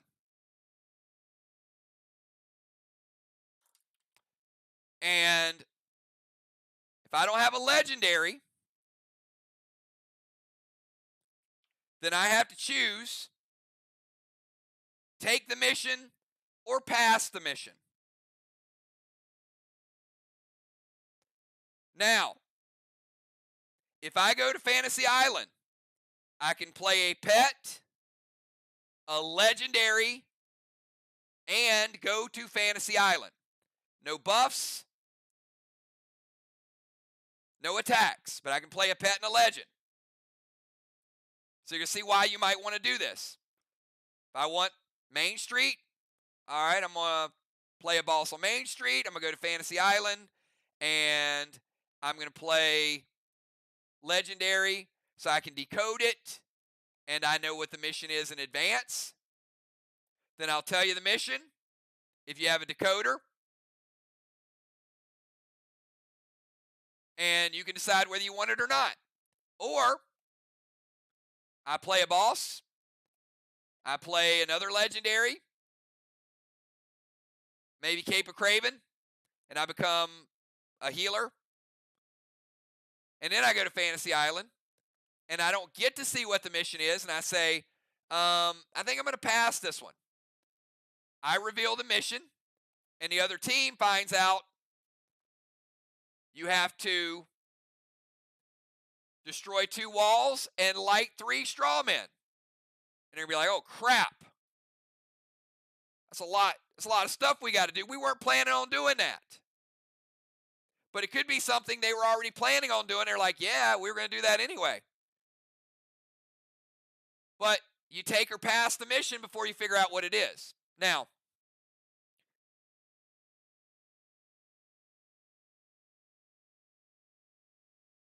you have until the end of round 5 to achieve your mission. Or your mission is deemed to have failed. So if you chose to do it and you completed it, you get 50 points. If you chose to give it away and the other team failed, you get a 50-point mission bonus. This is not a PCP. This is a team score. But you also unlock the Stealth Bomber. And the Stealth Bomber will be placed in the O-Zone after the turret goes away. The turret is round 5 and 6. The turret becomes disabled in round 6. And if you completed a mission or the other team failed a mission, your Stealth Bomber is going to show up right on the helipad in the O-Zone. Whoever gets in the Stealth Bomber, just by climbing in it, is going to gain 50 points and the Top Gun award. That's your 13th PCP. Even though you're stealth, your attack is detectable, but your rage or your madness is doubled.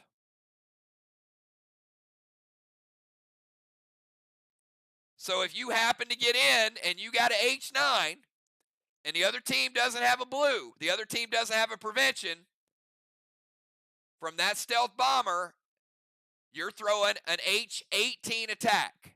So that's a big finale. Stealth Bomber is only in round 7. Obviously, only one team can have it. And it shows up because you either completed or failed a mission. You don't have to take a mission. Missions have to be, Fantasy Island has to be chosen in round number 1. Can't wait till round 2 to make the mission harder. So, look, I may take somebody in a dungeon and they may surrender and they say, look, I surrendered, but I'm going to Fantasy Island. Now, the other team's going to have a harder time completing the mission because their player's locked into the dungeon for 2 turns.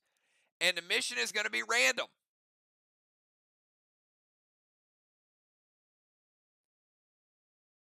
I'm not into Gideon yet. Gideon has no purpose in tonight's stream. Gideon will have a purpose, but it is not tonight.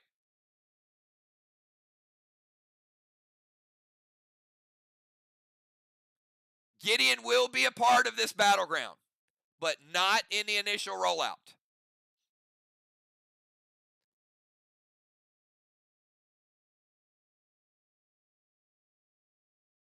All right.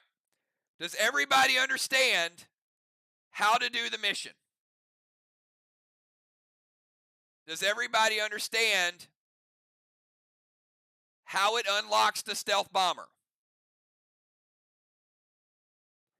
Does everybody understand that if you are the one to get into the Stealth Bomber, you get a 50-point PCP award and double rage or double madness? You can shoot somebody at the end of the game and get double your madness. You can hit a wall at the end of the game and get double rage. Rage effect might be bigger because of how rage calculates, but double madness, not bad if you're going for a kill. And this is what I meant by this battleground. There's going to be some things you start to unlock and the other team stops you. You might think that, hey, yeah, we got an easy mission. The other team, even though you got it and you think it's something you normally do, they may be determined to stop you from getting your mission. Because the mission is a 50-point bonus and getting into Stealth Bomber is 50 points. That's 100 points right there. Just for making them do something or you having to do something.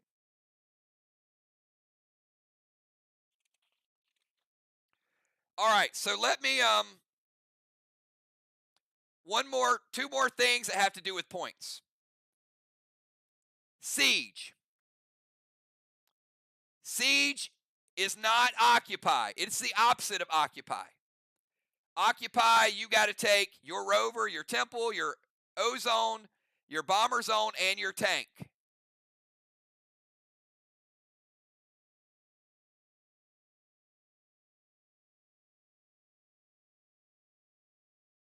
And your DZ. 6 areas.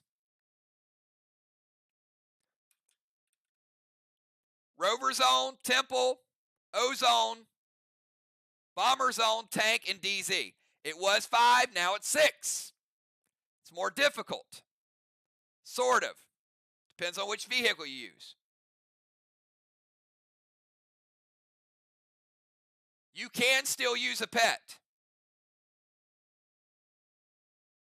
in a Stealth Bomber. Yes. It just enhances your attack. You can still play a pet.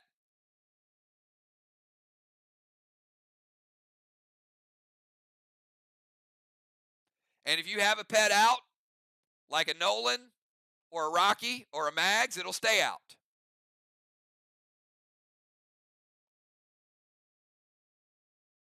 If you're the person that goes into Stealth Bomber. Could be any of your final 4. All right, so I'm going to start with something easy. I'm going to start with Siege. How many people on your team can Siege?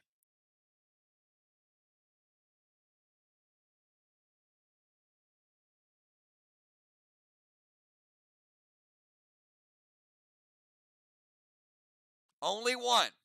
And remember, you can get in a vehicle and then you get out of a vehicle. All right, so if The bounty hunter, I claim that person to be the siege person. By the end of the game, he has to occupy 5 zones. Not going to be easy, but you can't stop everything, so maybe it is easy. It's 100 points if I get all 5, and it is their DZ. Now, you may want your defender to be the siege person. Then you go through the portal, and bam, you got their DZ, and you put out there, you dim their Dragonstone. And then they climb over, and their O-zone. So at the end of round number 2, I've got 2 out of the 5. Then I jump down, and I go over to the bomber zone. Now I've taken over 3 of your zones. You can still use it, but I've claimed it. Then I go to your rover zone in the second half in round 5. And then I go to your tank zone, and now I've gotten 100 points just for moving around the map. Now look, that's not all I'm going to do. Man, I'm going to go over to your DZ zone. I'm going to say, this is Jigsaw. I'm the siege person. And then I'll write it down. So now I don't need to keep up with anybody else on your team that's sieging. So it's easy for me to chart, easy for you guys to know what you're doing. So now I'm watching Jigsaw, where he ends up at the end of every move. Jigsaw goes portal, goes over here, says, I'm going to fear Karis out of the DZ. All right? You don't have to fear her out. You can share it with her. You don't have to be the only person there. But let's say you just want to, get her out of the DZ. You fear smoke her out. End of the round, you're there. Now, Jigsaw has claimed he's siege, and now he doesn't need to get in a rover, just needs to go there and say that that's what I'm doing. So now I've got 1, 2, 3, 4, 5. End of the game, I got those 5. I get 100 points, just like the Occupy. Everybody understands siege. Siege should be easy. Dragonstones are hard, but it'll make sense shortly. Siege should be just natural movement, but now instead of standing in the temple, you're going to want to move from zone to zone. Super, super important. It's going to keep you ahead of the game. Everybody's going to have to be in tune with what's going on. I haven't got to rover yet, Julia. We're still doing siege. Everybody understands siege.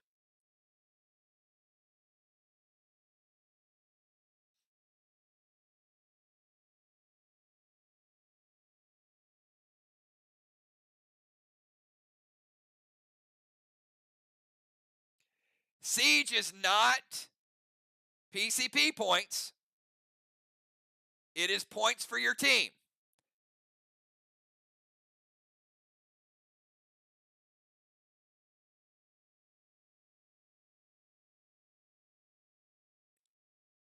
Golden Orb is points for your team, but we're charting it again this year. So Golden Orb is 5. PCP, Siege, 5 zones. All right. Now to Julia's question. Occupy. Occupy is now 6 zones. To initiate Occupy, you have got to jump in a rover or a chopper. If you jump in a rover, you get 25 points.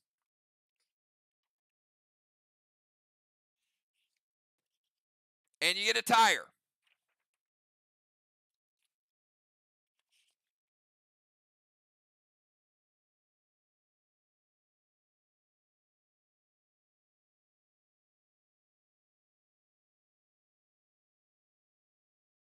A rover gets the tire, and the rover stays the same.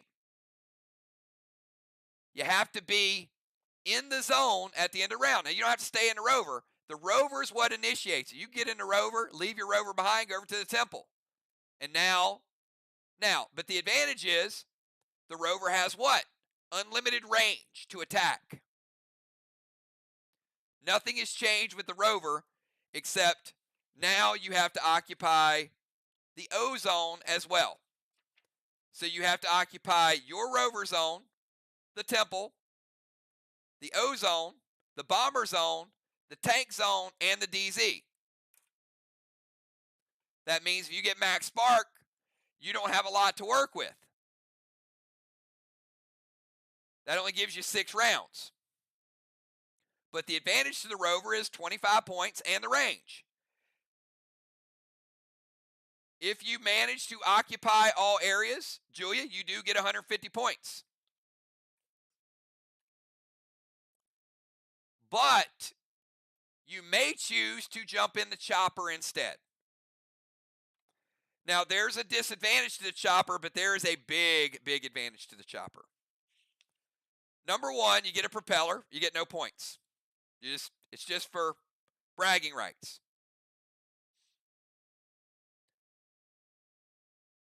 You cannot attack from the chopper. You can play pets. You can play buffs. But you can't attack. You're flying a chopper. Now, you might say, wait a minute. Why would I want to be in that thing the whole game? You might not. Because what the chopper does is it gives you the immediate zone.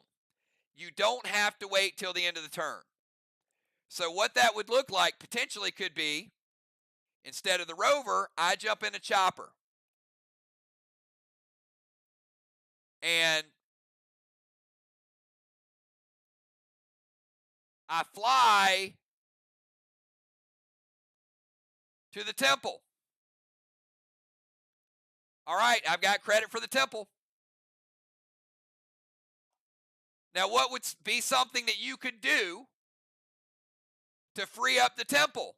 Dimes, you could talon me out of the temple to the DZ. Now, in the first round, I've gotten the temple because I touched down in the chopper.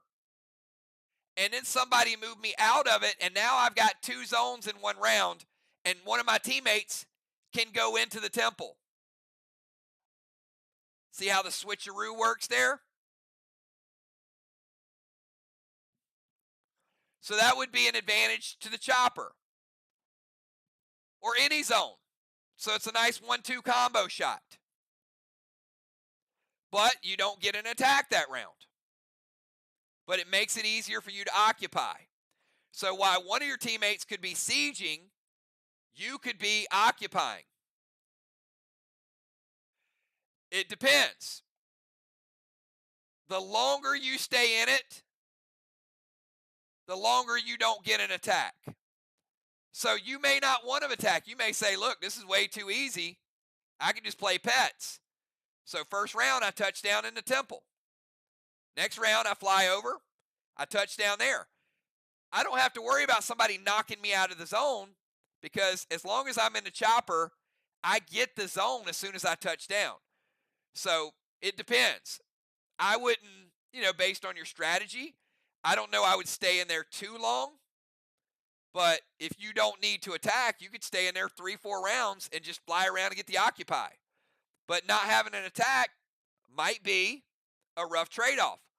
But that could also be something that you say, look, they took me into the dungeon. I surrendered. So now I got 2 more moves than them.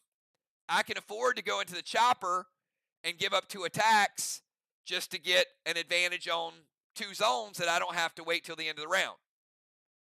So that's kind of the chopper versus the rover. Very easy. As I said before, if you get in a chopper or a rover and you get in a tank or a battleship, you unlock the turret. So there's multiple purposes for these. Yeah, you can knock them out. Sure. Because that chopper lands. So you can hit them with pets. You can attack them. You can do whatever you want while they're in the chopper.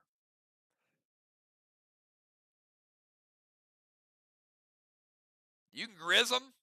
So yeah, no difference than the rover, except you get to fly up and you get to land and you immediately get it. All right, so This is a section I call Chopper versus Rover. I'll give you a lot of, so we're pretty close to being done. I'll catch up with a couple more things, but the main thing is the points. So real quick, once again, Siege, if you take over, your Siege person takes over DZ, OZ, BZ, Rover, Tank, those 5, you get 100 points. If you occupy your Rover, your Temple, your O-Zone, your Bomber Zone, Tank, and DZ, the same as before, but now the O-Zone, you get 150 points. So just by sieging and occupying, you get 250. I'll get to Tank versus Battleship in a second once we get to Tank versus Battleship section. You're a little ahead of me.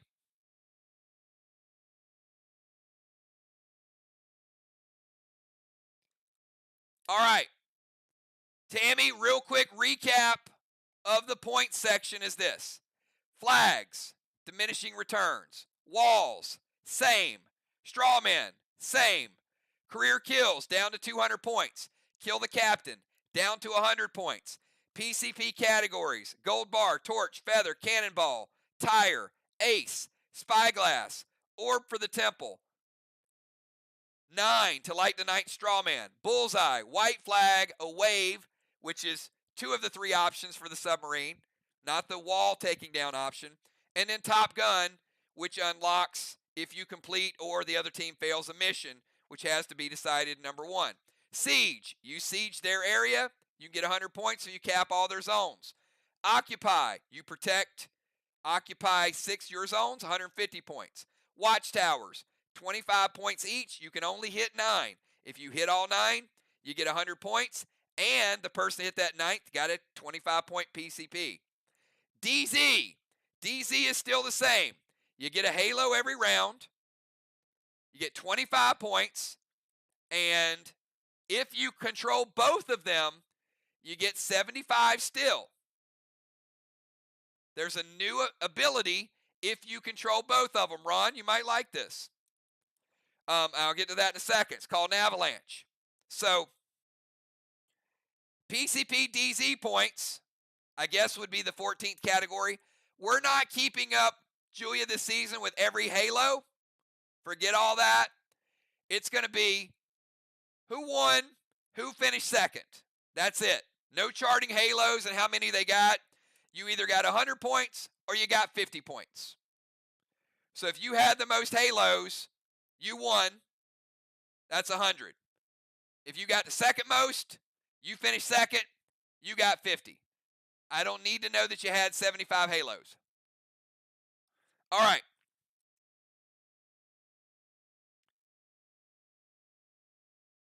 The wave, we know about the submarine. Dragon stones. You put out their dragon stone. Then you hit it. You shatter it. Even if they repair it, you still get a bullseye. You get 25 points.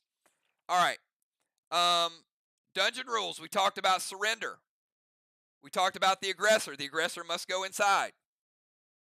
If the challenge is accepted, both players enter. You fight like normal. The aggressor has to stay the whole time. Challenger leaves after that 1 round. Mission, Fantasy Island. Either team can get there. It's whoever goes there first.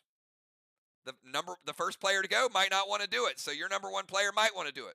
Must choose take or pass before seeing the mission, unless you have a legendary that allows you to do it. You can play a pet and a legend, and also play Fantasy Island. The mission must be complete by the end of round number 5. So you only have until the end of round 5 to get it done. The winner of the mission will unlock Stealth Bomber, which will double your rage or your madness, and you get a Top Gun award for getting inside it. Tank versus Battleship. This is important. This is different, okay?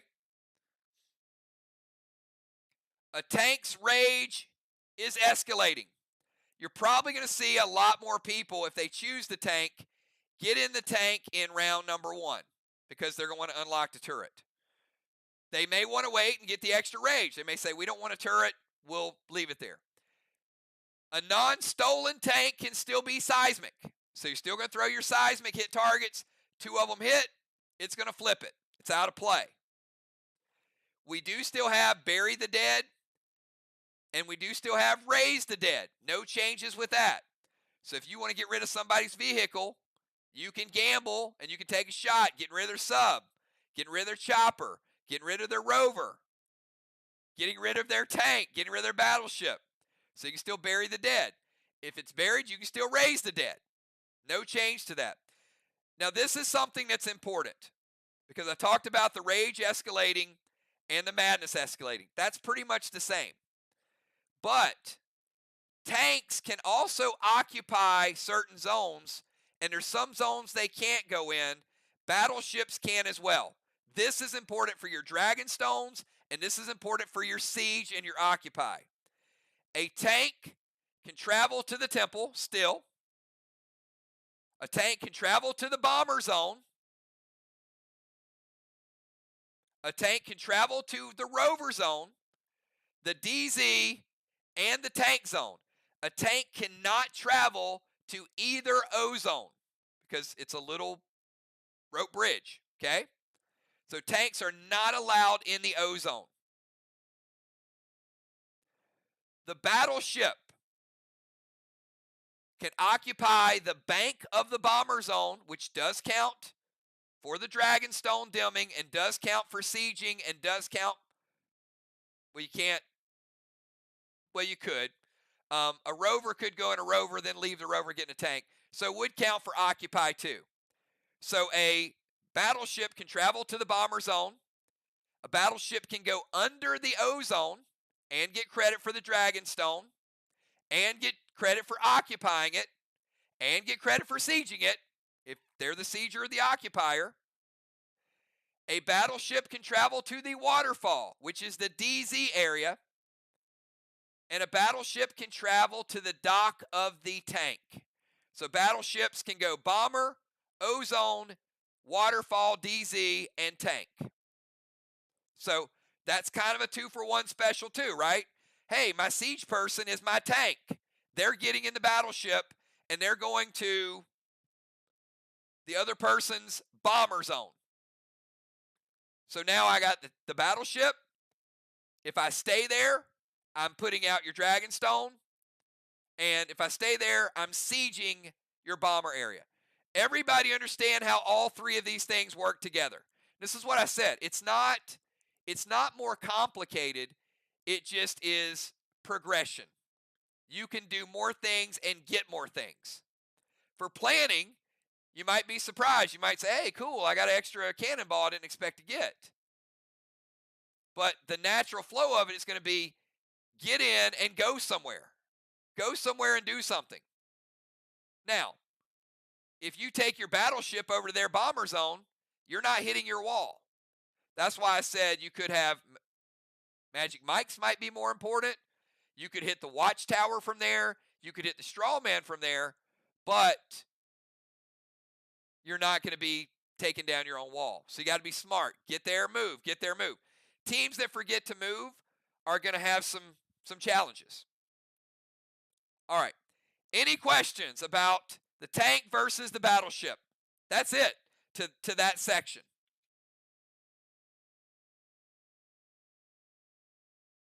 All right, if you're ready to hear the next couple things, give me a 999 if you're ready to move on.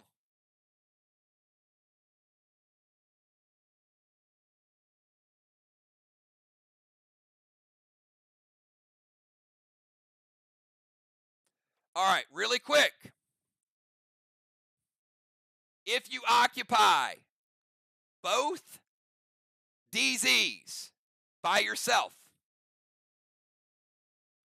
not sharing it with somewhere else. You know how Ron likes to do that old switcheroo move and maybe they don't have anybody and they get 75 points?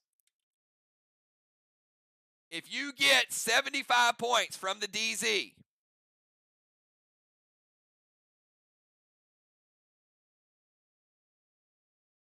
you create an avalanche and it destroys all of your enemy's absorptions or seals in progression. So basically it would work like this.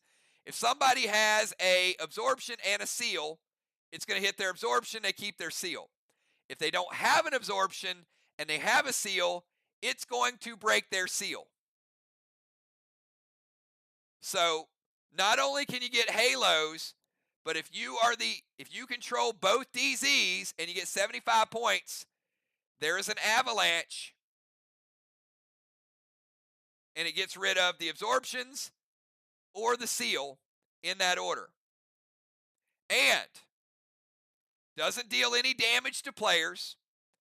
But let's say they seal back up and 2 rounds later, you get another 75, you create another avalanche, and it breaks their seals and or their absorptions again. So the DZ got a little bit more interesting.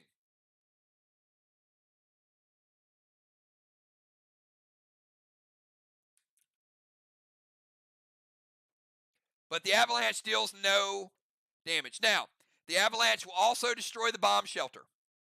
So if somebody built a bomb shelter with Slater, and there may be other ways to build it, you create an avalanche, you immediately get rid of it. In order to occupy somebody's bomber area, they can't have a bomb shelter up. So pay attention. If somebody has a Slater, you're going to have to take that down with a pet, and then you can move over there and occupy it. Or take it down on your turn, and then as long as you're there at the end of the turn, you can occupy it. All right. Everybody understand avalanche? Give me a 999 if you got it.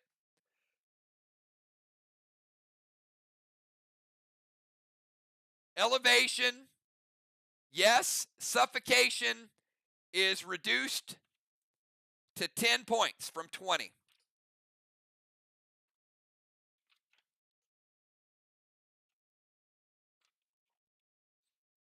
So those bombers coming in off the bench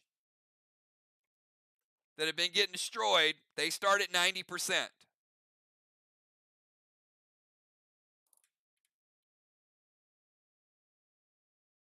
If there's a bomb shelter up, that helps, right? All right, real quick.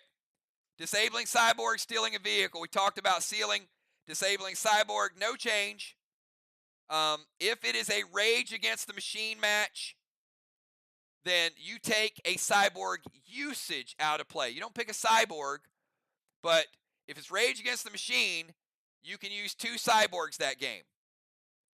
So if somebody disables one, you still have your whole 3 to choose from, but you can only use one of those 3. All right, and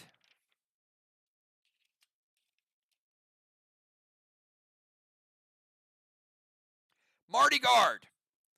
I'm going to talk about the gunner or the turret ability. Gideon will have an impact on this in the future, but not right now. All right, so if you get a tire and a cannonball, or if you get a propeller from the chopper and a cannonball, any combination of those 2, you unlock the turret. The turret is able to be used in round 5 and round 6 only.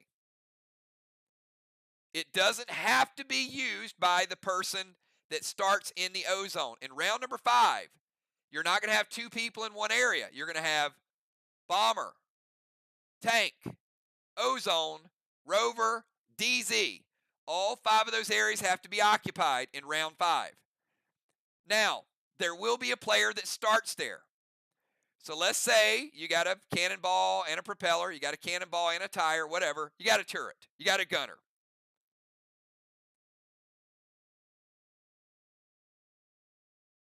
Whoever gets in it for your team, you can't occupy the other team's turret, and it's only there for 2 rounds.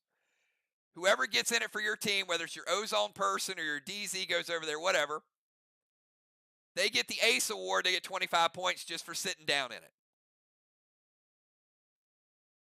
You can also use what we're calling the Marty Guard. Here's the way it works. You got an extra Marty, and let's put the chopper back down here. Limbo is the ozone player. You got an extra Marty, and you put him here. The Marty guard will defend you against an attack if somebody's hitting you in the turret or trying to launch you out of the turret. Marty will take one for the team. So it's got to be a launch attack. Like somebody may be up there and say, I'm going to get him out of that turret. I don't want him up there. And it's a Grizz. Or it's a Petro. Any bomb, any grenade, any pet that would launch you out of the turret. A fear smoke. Marty will prevent it. It is Marty guard. So it doesn't count as your pets. You proactively play it. You say, I'm going to play Marty guard as a DI. I'm going to put him over there in front of my turret. And it defends you against one. Now, if somebody plays a Grizz, then he goes away. Then if the next person plays a Grizz, well, you're out. It's not infinite. So if you want to use your Martys to rebuild Dragon Stones, that's fine. You want to use Martys to detonate bombs or to stop bombs, that's fine.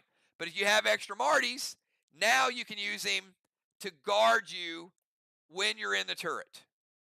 Pretty cool, right? We got another use for Marty. All right. Now you get something free. If your ozone player is the one to occupy the turret, only the ozone player, you get a free shot. Doesn't cost you any ammo, doesn't cost you any grenades, and you can do any of the following. Light or douse a straw man, takes no ammo. Only in round 5. Round 6, you got to pay.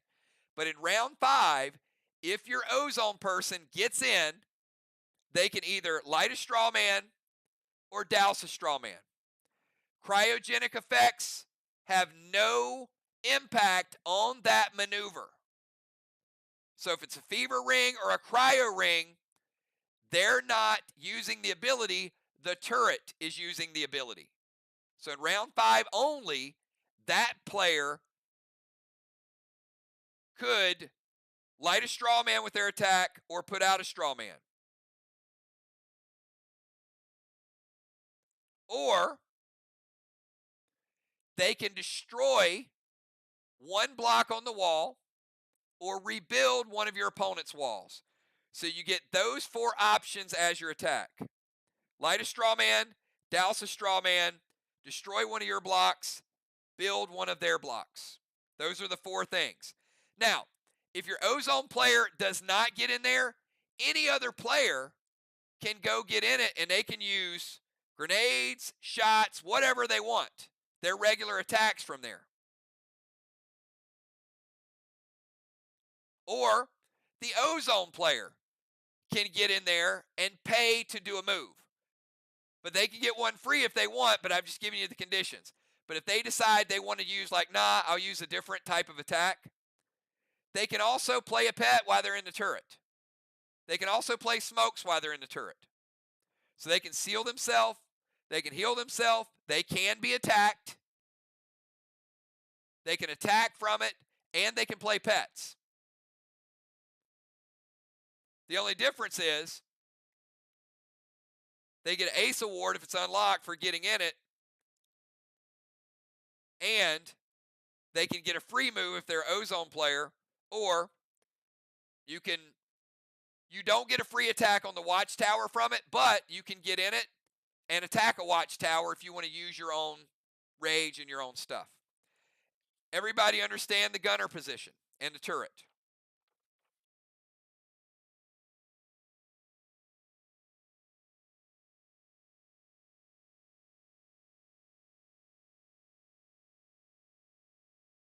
All right. Round number 6, nothing is free.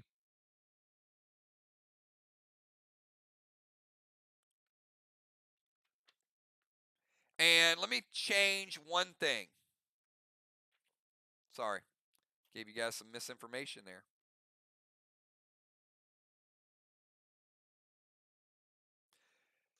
You do not get the Ace Award for getting in the turret. You get the Ace Award for staying there for 2 rounds. All right? Whoever enters it, Dime, sorry about that. She's going to have to erase it. Whoever enters the turret does not get it. Whoever enters it has to stay there in round 5 and round 6 to get the Ace Award. So you can't be knocked out of it.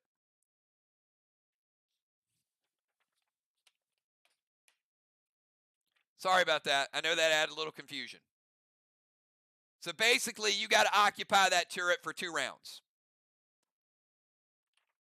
And Marty will help you.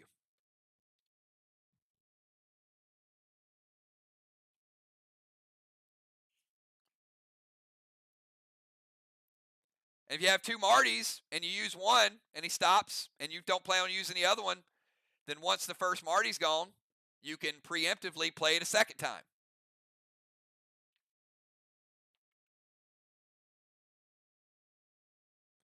All right. At the end of round number 6, the turret breaks. Can't use it in 7. And the reason the turret breaks because it might have to make room for that stealth bomber that some people might have, but turrets cannot be used in round 7. Normal preventions, psychos and blues will prevent turret attacks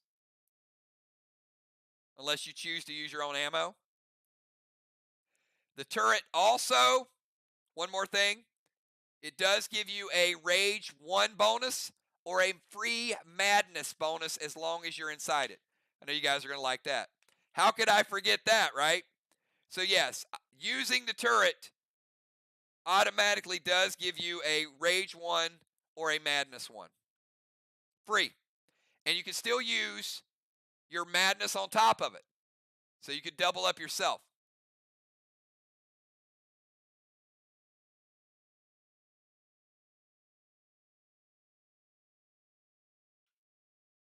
Yes, the gunner, Ron, is going to be, you don't have to put it in your, yes, you got to put it in your lineup. So whoever comes in round 5, one of them is going to be Ozone. One of them is going to be a gunner. So instead of me telling me 2 people are going to be in your bomber zone, 2 people are going to be in your DZ, now you're going to have 5 different areas occupied.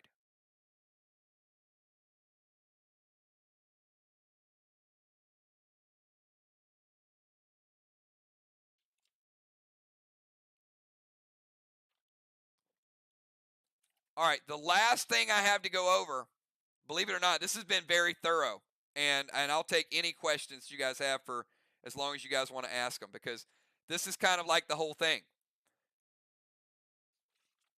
The last part was what I said about Dragon Stones. So here's the rules to Dragon Storm. And this, it's not complicated, but there has to be a little bit different rules, so you can't keep damaging and putting them out, and whoever gets the last turn really wins, okay? So here's some bullets for that.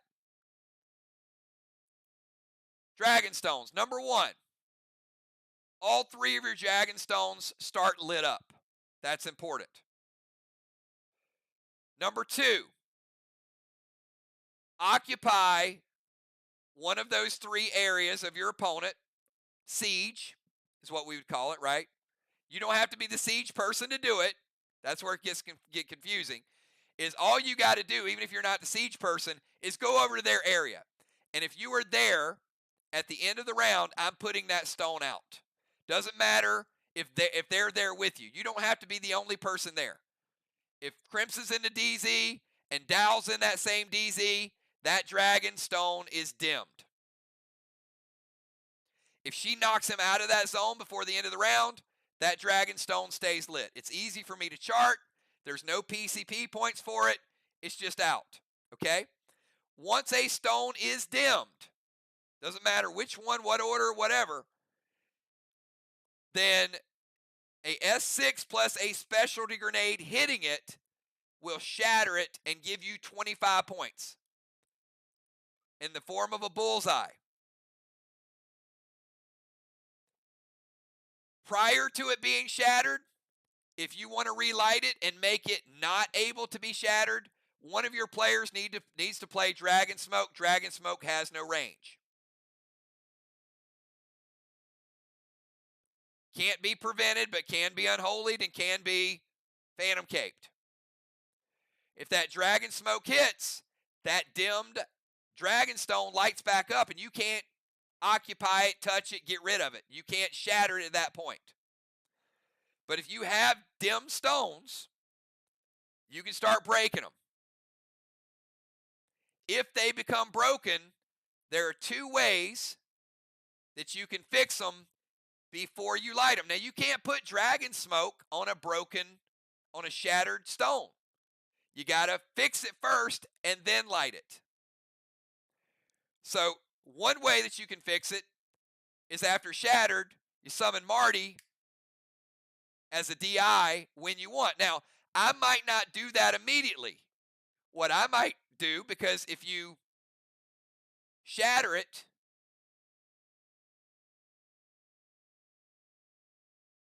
well, they can't break it again. Never mind. So you can just fix it.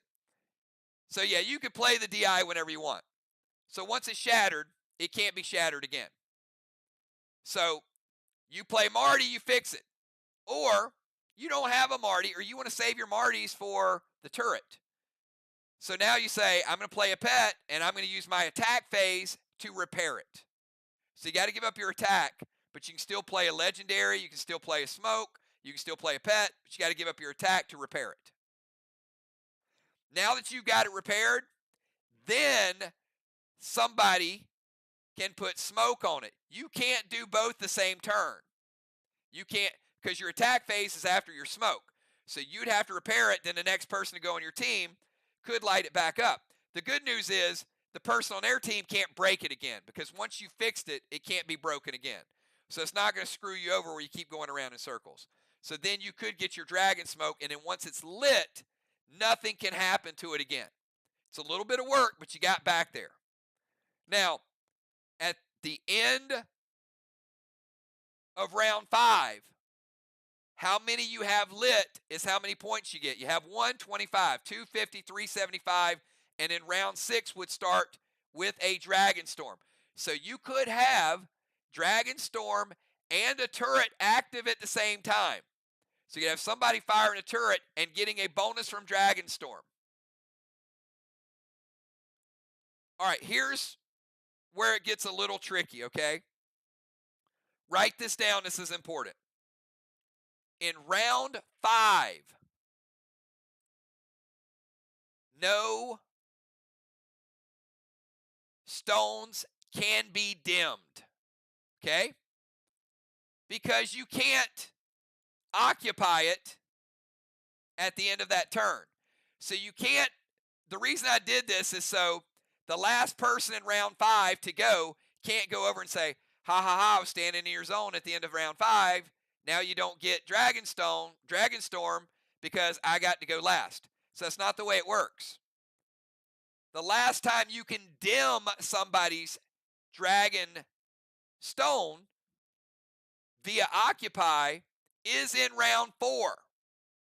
So if you have not put out their flame at the end of round 4, you can't put it out. You can't dim it in round 5. But you can shatter it. You can attack it if it is dimmed. And that would still give the other team a chance to repair it and then light it. Makes sense. Everybody got that? It should make sense why I'm doing it this way, because it always gives you a chance to rebuild it if you choose to. You got to work to get it, but you can't dim it in round 5. It makes it unfair. So do all your dimming in the first half, and then if they don't light them back up, you can start breaking them in round 5, and that's their loss, because then they got to repair them quick and light them quick.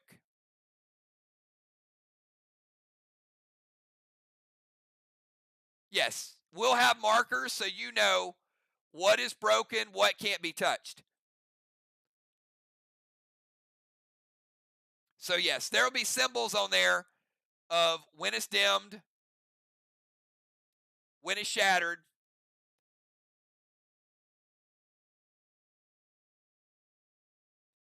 And there's 3 of them. So Ron, I think there will be visuals, but it's going to be a little easier than you think.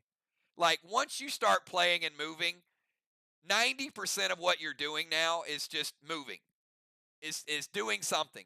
Where players that come in, they're going to feel more empowered to come in and move somewhere. Like, for you guys, what you could do is start to play off each other a little bit better. Where if you got a rookie player and say, hey, I want you to hit the wall, then leave it up to them maybe, and they can say, all right, I know I can hit the wall from here. I'm going to go dim a Dragonstone. Or they may say, attack this boss.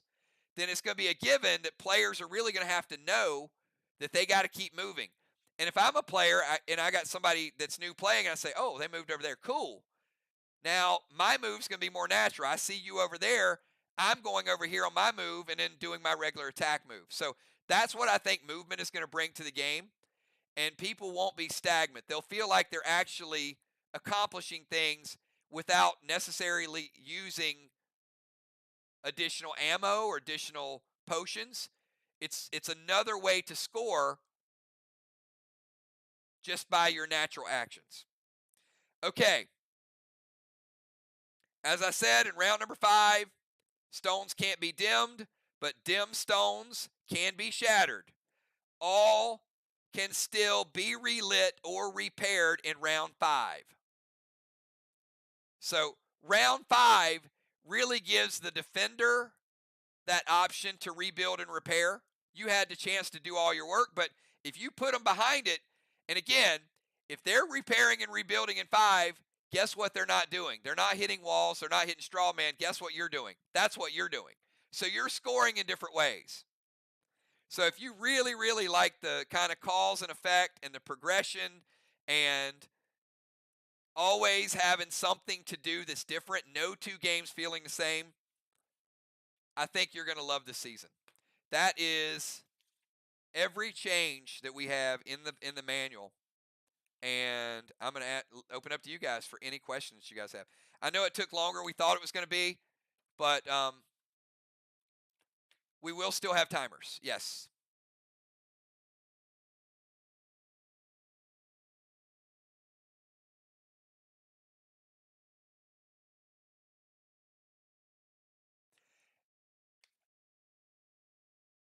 The one other thing,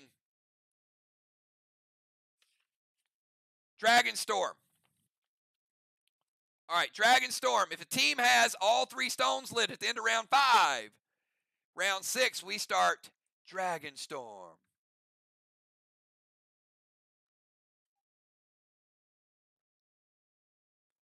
No. But you can get a copy of Tammy's manual because, yeah, you guys aren't getting my handwriting. You might not be able to read it anyway. So, Dragon Storm. If a team has all 3 stones lit at the end of round 5, they get 75 points. Obviously, because they have 3 stones, each is 25. In round number 6, Dragon Storm starts, if you've activated it, each player on your team. It's only for round 6. So turrets 5 and 6. Dragon Storm 6. Stealth Bomber 7. Each player on your team gets 2 rage and 2 madness.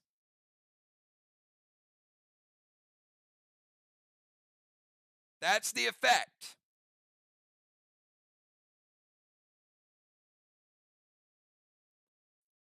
Plus any war dragon that you have. So if you got a war dragon, you're going to drop it in round 6.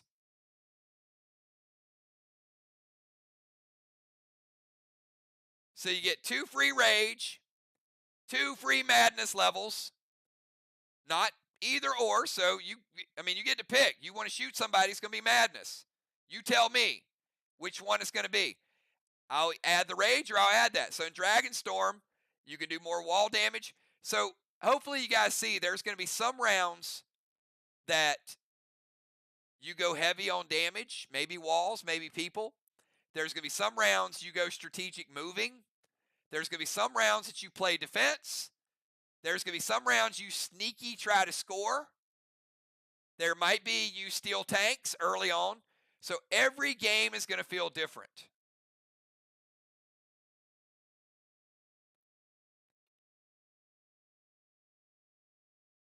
War dragons do not count as your pets. So when you get to Dragonstorm, your team gets a buff. Both teams could get a buff. But certainly you're probably going to want it. Let the other team work to get theirs. So we could have one team has it, one team don't. We could have both teams have it, neither team has it. And again, you still got preventions, you still got blues, you still got things. So the rage or the madness is not necessarily going to beat you because somebody gets it. You might have saved all your preventions for that round. But as more war dragons come out, people are going to drop their war dragon and they could play a pet, play their dragon for free, get another buff to themselves. So I could see a lot of damage in round 6, and I could see one player dealing a lot of damage if you unlock a stealth. So think about the things that you have to do to unlock other things in the game. That probably is going to be the biggest change to get used to. I don't think the scoring is going to be a problem. You still need flags. You still need to hit walls. You have specialty grenades. You know that you want to occupy the DZ and get the points. You want to get the halos. But now missions is going to be something you're going to think about. Unlocking the turret. So getting in a tank and a rover in first half might be smart. Or, nah, we don't need the turret this game. We're going to just get higher rage with the tank. Correct. War Dragon is free.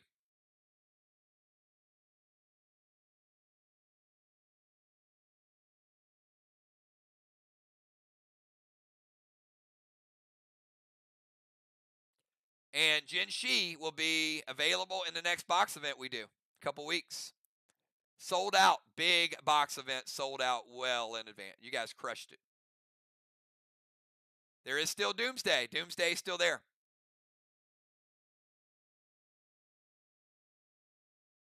So, don't be offended if somebody kills you this year. I mean, the gear is better. The activity is more. Die, get your sub in, and kill one of their players. Or get a watchtower, get a wall. So, 200 points. I get it. But there's a lot of ways that you could have a team kill a player 2 or 3 times in a game, and that team still win easily by the other stuff that they do. So if you like dragons, you're going to love round 6. So this is not in my notes, but I'm just going to give you an overview from memory, okay? Maybe this will help. Round 1.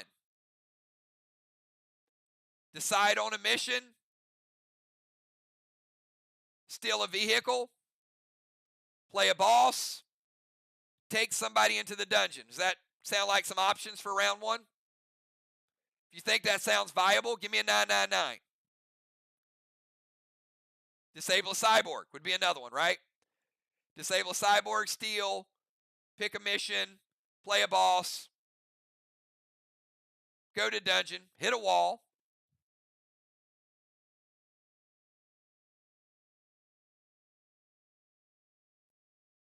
Yep, remind me of that in a second, Tammy. All right, so those are all things that you can do. Get in a rover, get in a tank, put out a temple flame, light a straw man, See the options. Okay, now we get to round number 2.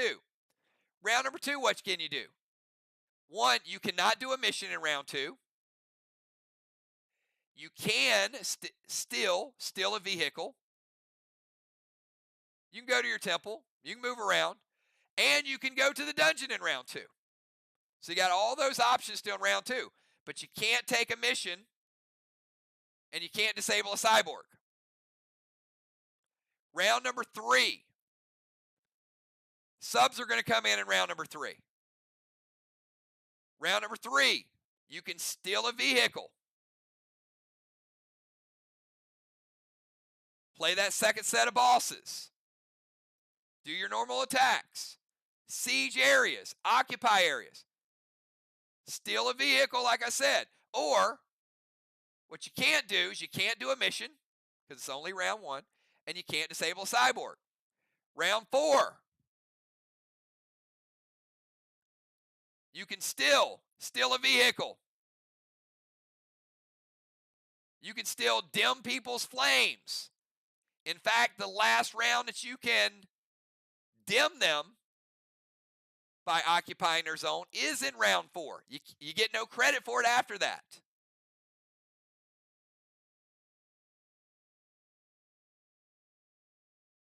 Can't do the dungeon after round 2. Then you get to round 5. Round 5, you got subs coming in again. Obviously no missions. Obviously no dungeon. Now in round 5, there's no dimming. But you can still shatter dragon stones. You can still occupy zones. You can't steal any vehicles.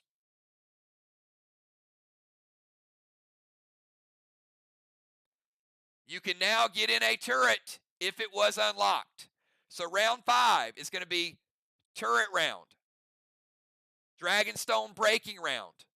Hitting the walls. Another boss cap maybe. Your round 5 bosses come in play.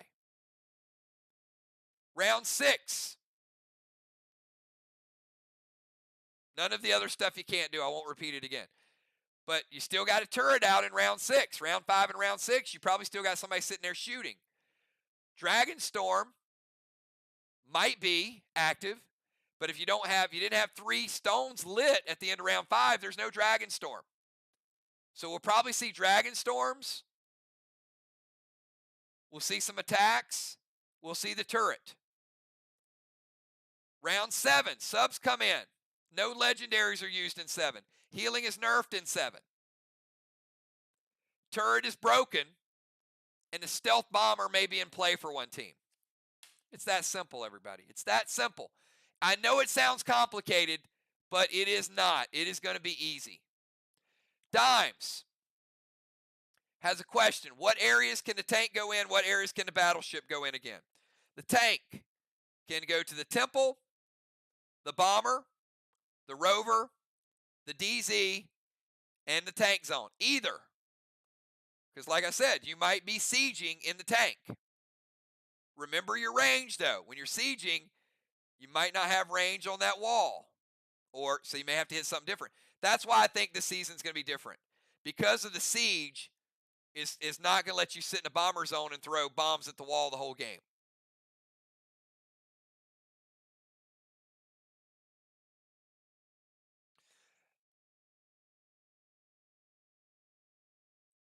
To me, the movement penalty, Craven, is anything from the bottom to the top. Now, you can't throw a grenade at your own wall from the tank zone.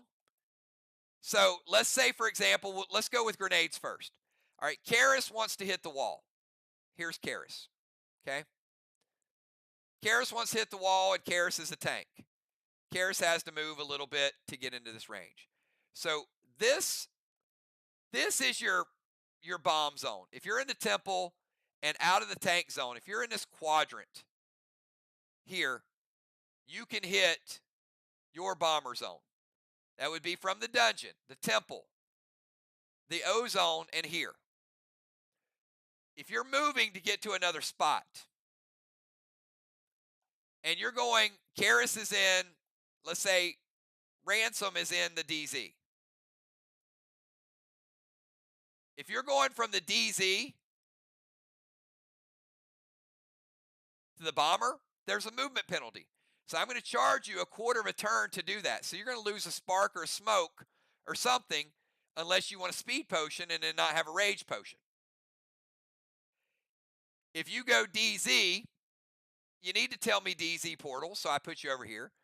But if you keep messing that up, I got to walk you all the way across the map, and there's a movement penalty for that. If you go from your DZ all the way over to their zone to occupy, there's a movement penalty. Quarter turn move. So if you go here, here, or here, there's a penalty. If you go here, you go here, you go here, there's no movement penalty. Make sense?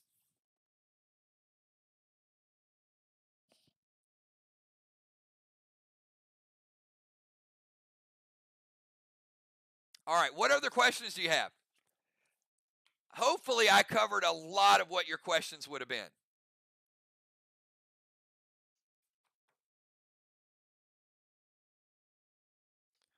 And I wouldn't put a lot of pressure on myself to memorize everything. Because you're not going to score every category every game. It's going to be what you plan to score. There's no way you're getting all these PCP points. And I wanted it to be that way. I didn't want it to be the same old PCP points. One game I want you to do one thing. One game I want you to try and do something a little bit different. It is a longer season. All right, Battleship. The bank of the bomber zone. Under the ozone. But you get credit for it. For occupying the ozone and the Dragonstone. In the waterfall, under the DZ, you get credit for it. And at the dock of the bank. So even though you're not driving on land, the battleship can siege or occupy or put out Dragonstones in the bomber zone, either, ozone, either, waterfall for the DZ, either, and tank, either.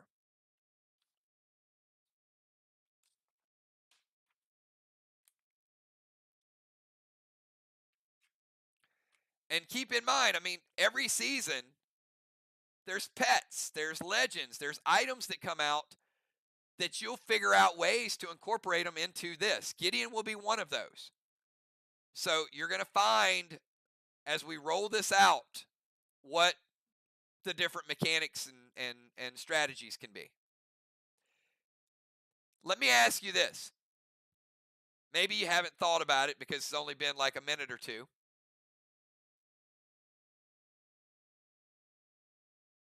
And if it's no, it's no.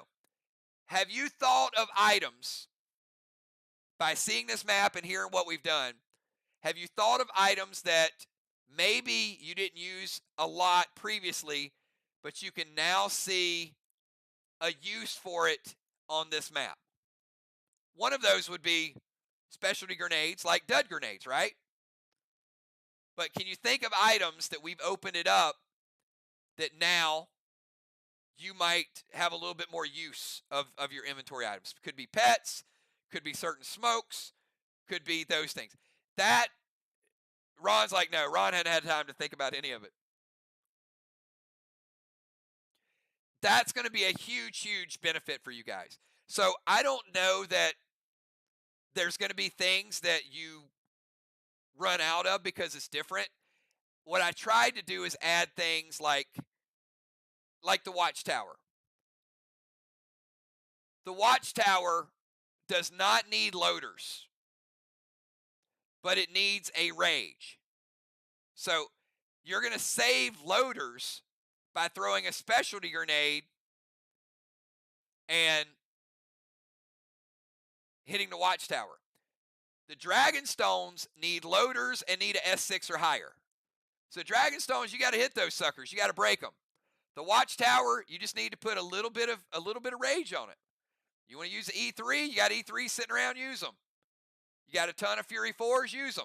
If you're not using them, And when you see something like a S10 Rage come out, then now you'll have an H9. Won't be the big daddy of them all. The H9 would be something that you could use on a wall. Then your S6 might make a little bit more sense. So there will be a new Rage coming out in the near future.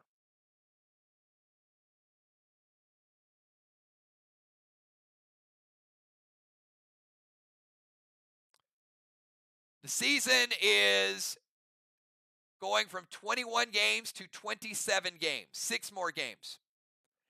And part of that is the calendarization. So what we're going to start doing is the spring to fall season is going to be longer than the fall to spring season. With the amount of time that it takes us to design the maps and to roll out the Max Awards, it just makes sense to have a longer season. And with the specialty matches that we add, and then, we have reschedules and we have cancellations. And this past season flew by. It legitimately takes me and Busy 3 months for a new map. Now, here's what I'm going to say is the next map might look a little different, but these rules and these things, it'll be very similar for the fall season. But the map will look a little bit different. But there's some similarities between the next two.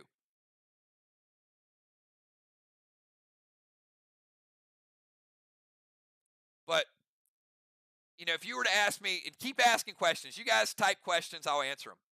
Like I said, if some people got to go, you got to go, but I'll be here for a little while if you guys want to ask more. What my general purpose for this, and Busy probably remembers the very first hand-drawn map I drew, was the ozone. So when I first sent that to her, it was a drawing, it was a mock-up, and it was this floating island is going to be in there. It's like, how can we create another zone to really start to push the movement? And from that map, I didn't have the initial idea of siege. So as I started to think about like what I wanted this season to be, it was like they need to move more. I really like the movement this time. I like the rovers. I like, people going in this. And I thought, okay, well, if one person's doing it or two people, why not have a third person do it? Or wait, why not have everybody on their team participate in trying to put out a dragon stone? And that's where the dragon stones, the concept really came in. Is I did not have the siege or the dragon stones rolled out initially. The watchtowers is something that I've wanted to have for a couple seasons. So I didn't know how I wanted to display them or do them. But the watchtowers is something that's not a new concept. That's something for the last year I wanted to sort of get that in there. And I wanted it to be a cross between the straw men and the walls. But the movement, what makes the movement so good is if this game becomes digital at some point, you're going to love having a joystick or a keyboard or a controller and moving your character over, and then something happens when you move it. It's just now you have to remember to type it. So I think that aspect of it is good. The battleship is not new, but the battleship, we've had a battleship and we've had a tank, and we went back and forth, but the fact they do something different and occupy something different is new. The chopper is pretty special because the chopper, really, you decide, are you going for speed or are you going for power? The dungeon, it makes sense because we had 2 specific rules to get it to where we didn't mess with people's lineups. So the surrender option to that fixes everything that we tried to fix last season. You may not love it, but it fixes it. Because now it's not like, okay, well, yeah, that person can leave, but technically they're still in the dungeon. So technically it's another person out there. Now it's like, no, you want the points, go in the dungeon and get the points. If you don't. Nobody's making you take somebody in there. You got the option to do it. But if you do it, then you're doing it. Dow's doing something.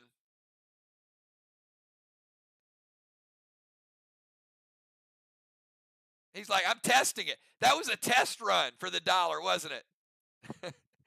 Thank you, sir. Appreciate that.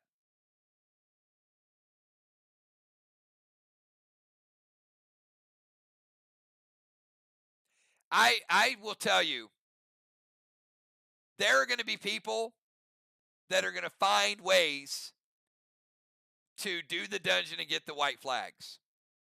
Even if it only is a 25-point advantage after they do the math and do it, they're going to do it because they know some people are going to surrender.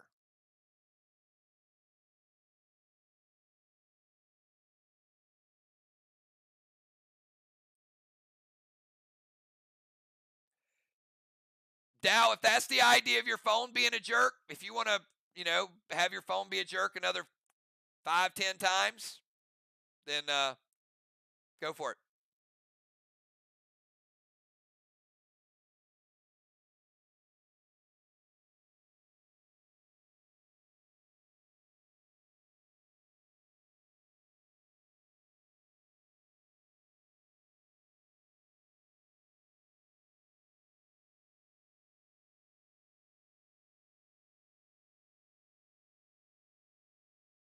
I think the other thing that you might see, Craven, out of 27 games,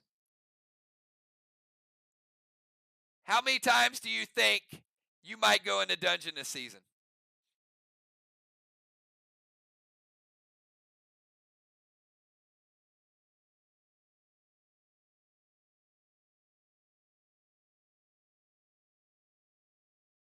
Here's where I think you'll see the dungeon. I think you'll start to see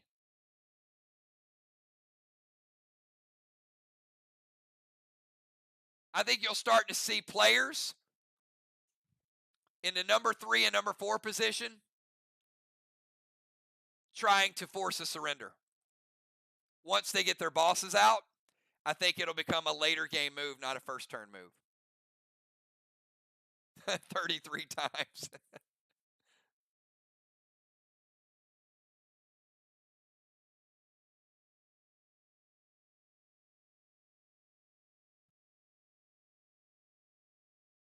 I mean, it's true.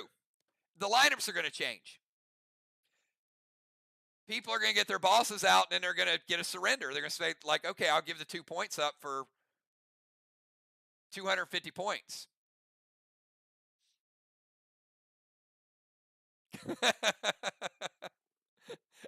and again, when you get down to the math, I think I calculated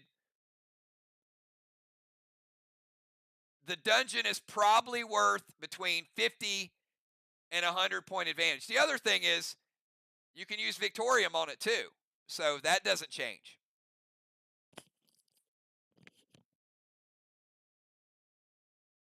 And I don't think everybody's going to surrender. I think some people are going to split the difference. To me, that's what I would really love to see. I would love to see players either surrender and say, fine, I'm going to go do a mission instead, or say, I'll go in because I get to come out after one round, so I still have a chance to beat you, and I may not beat you, but if I do, that'll be cool because then I'll get those 200 points. Or, I mean, now you can go in and fight and come out and still get a round. So it's almost like you lose, but you got the experience of doing it, and you might pull off the upset. If somebody takes you in a dungeon and you go in and win, that's a huge, huge momentum shift. And even if you lose, you still get your one turn.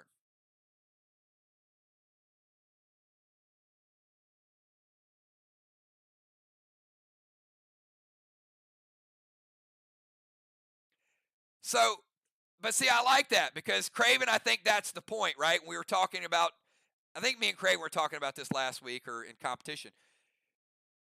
We think that players that typically do not go into dungeon will want to go into dungeon or at least gamble and try to get a surrender. Like Ron says, I'm not a dungeon fan, so who knows what I'll do. Last season, he might have said, nope, I'm not going into dungeon. So now people are thinking about it a little bit. Like they're not afraid of it as much. Like, okay, I'll lose, but I tried, and I still get one turn out of it. It's almost like having an ace, a dealer having an ace and then buying insurance. Or surrendering and keeping half your bet.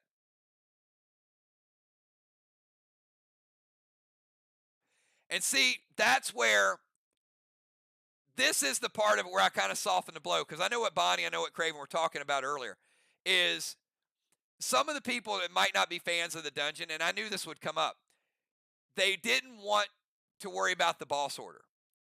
And that was a good strategy. But with the bosses after the first two only being worth 150, it changes how important the dungeon is. So now that surrender option is actually pretty good, because you might lose the boss order, but you might only lose 150 points. So, and you could gain 250. So there's your 100-point advantage right there. That's my thoughts on it. So I think we'll see it. All right, what other questions do you have? This has been wow, almost 3 hours. This is like a match tonight. Do you, for the most part, feel comfortable with the map? Seeing the zones up there? Did you guys notice the new cool looking straw man? How cool are a straw man?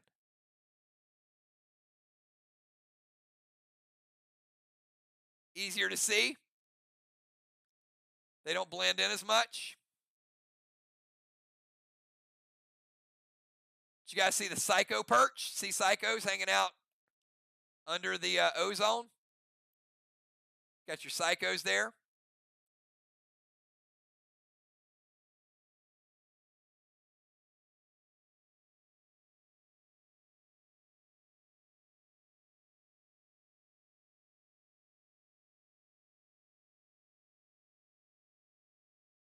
Yes.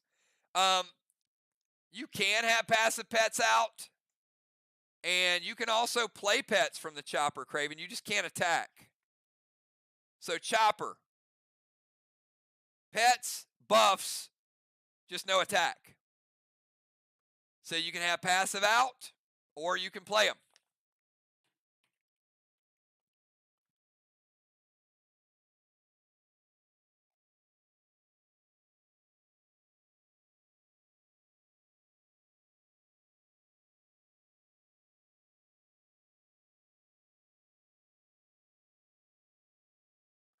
And um, don't discount the fact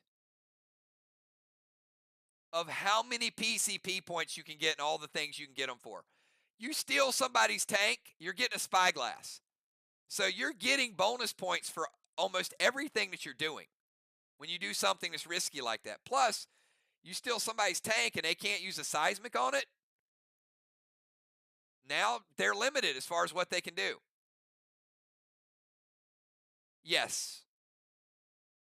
Widow combined with Chopper would have been a pretty sweet.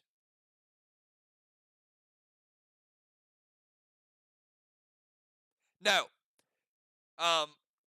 Once one of those are activated, the other one disappears, Bonnie. So with the tank and the battleship, that you have to pick in advance. With the chopper, you don't have to pick it in advance. But when one of them's stolen, they're gone. When one of them is occupied, they're gone.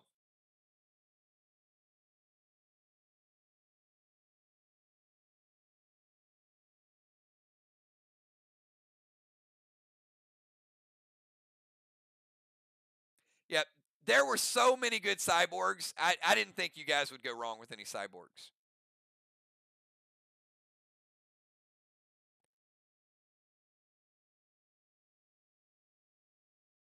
But, something as simple as protecting a Dragonstone might end up being one of the biggest cyborgs that was passed on. And, people didn't want to take a chance of it. Understandable. But I think by the time nobody has it, so you don't have to worry about it. But I think by the time you get to the end of the season, next season, people might give that some consideration because they may say, well, look, just the overall benefit of Dragonstorm, that if we protect 1/3 of it, it's so much easier to keep the other two up, that every game we play, we're going to have a round 6 Dragonstorm. We don't have to work quite as hard for it. So we'll see. We'll see how that plays into the season. But I'm anxious to see how you guys are going to go about it. So I will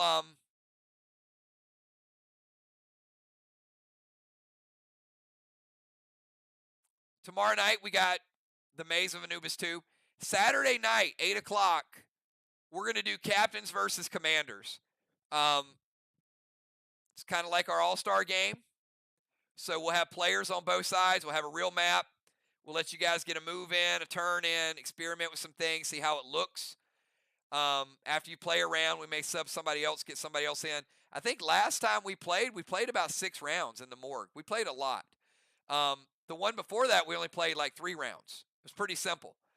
We'll start at 8 o'clock.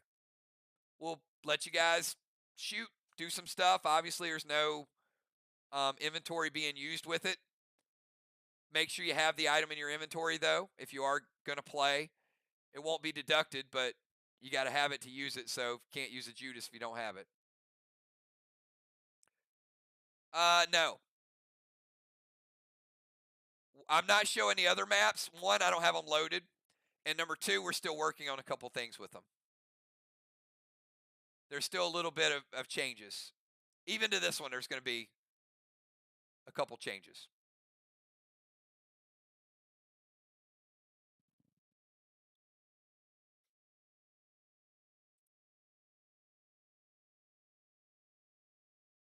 So I may show them Saturday.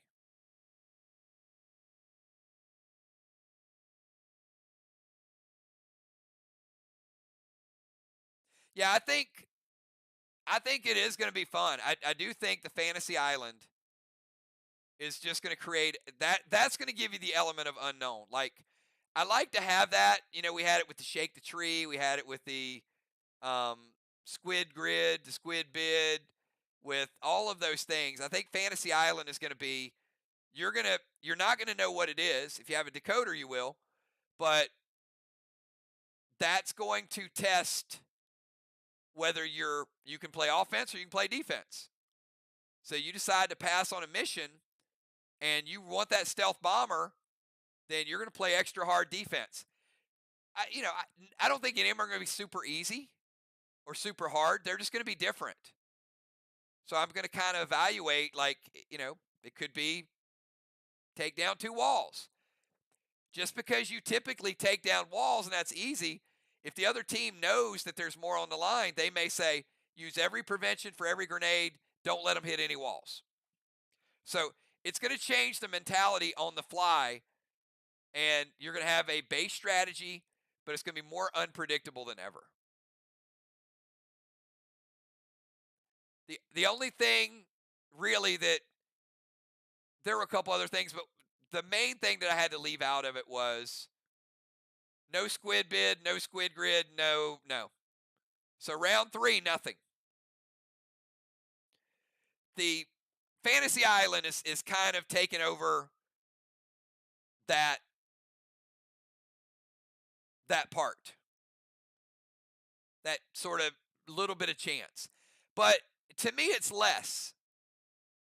Because even if it's a mission, let's put it like this. Let's say you say, pass on the mission.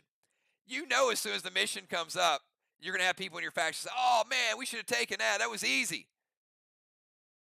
Well, just because it's easy doesn't mean that you have to let the other team get it. So it could have been easy for you, but it still might be easy for you to stop them because you're a really good team. So that's going to be the kind of the unknown. Is once you see what it is, you got to decide how much resources you want to allocate toward getting the mission, or if you're just not built for that mission. That mission could be kill 1 enemy player. And you might be like, crap, we don't kill people. But today we're going to, because it's worth it. So the missions are going to be just a totally different element.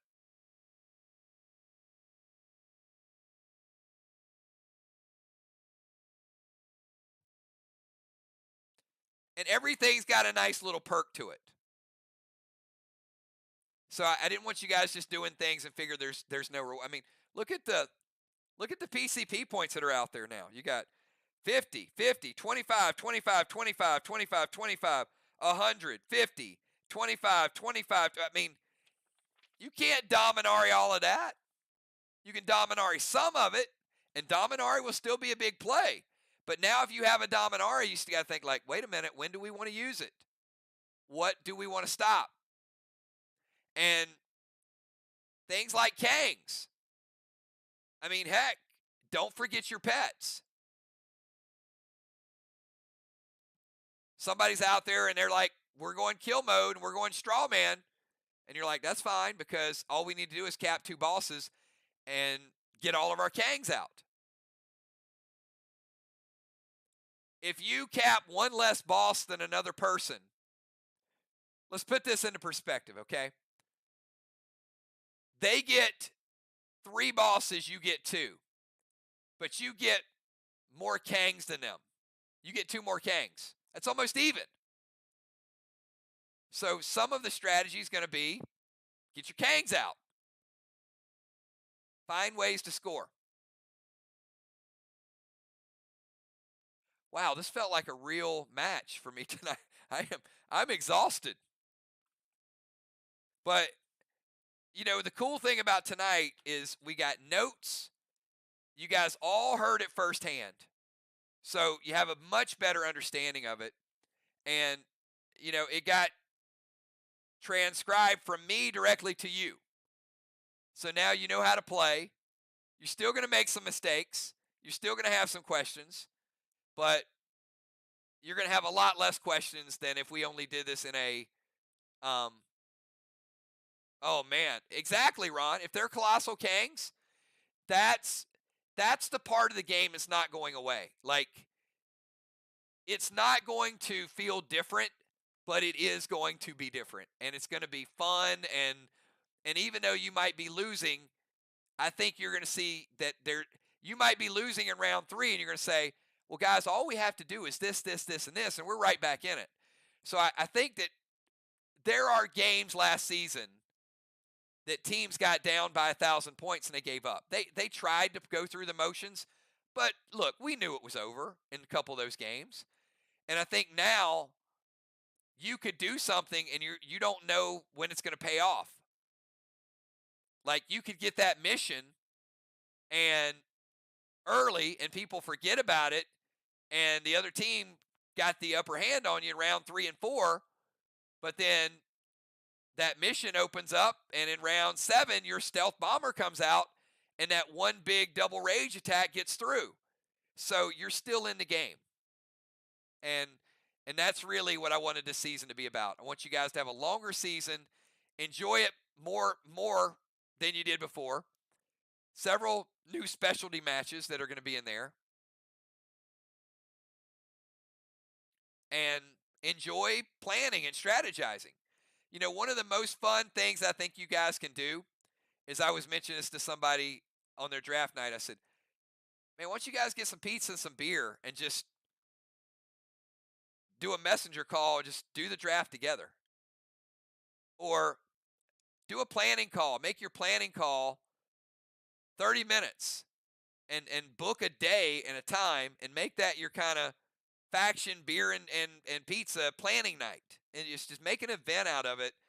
And then you'll see the value and the fun and the chemistry will kick in. And it doesn't become an obligation. It becomes fun. It becomes fun to plan with people. And then the games become more fun.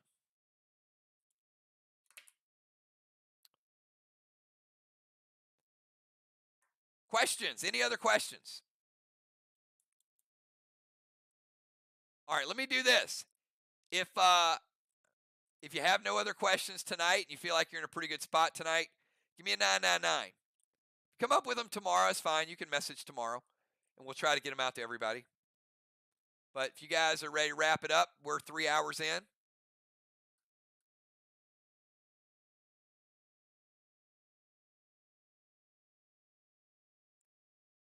I told Ray today this is going to be better than Warhammer. And Warhammer is a very popular game. This is it's going to be fun. It is extensive, but you're going to test yourself, and it's going to be wild. So I'm looking forward to it. I'll see you guys tomorrow night for Maze of Anubis Part 2.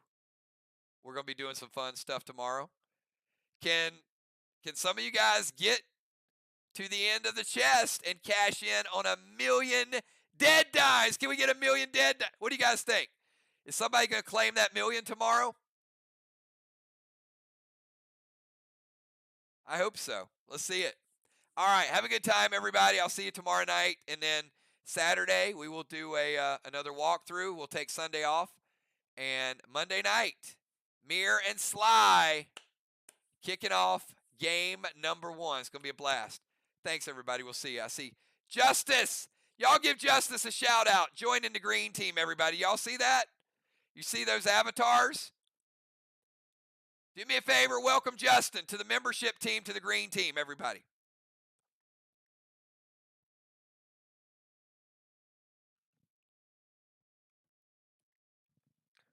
Love the emojis, Justice.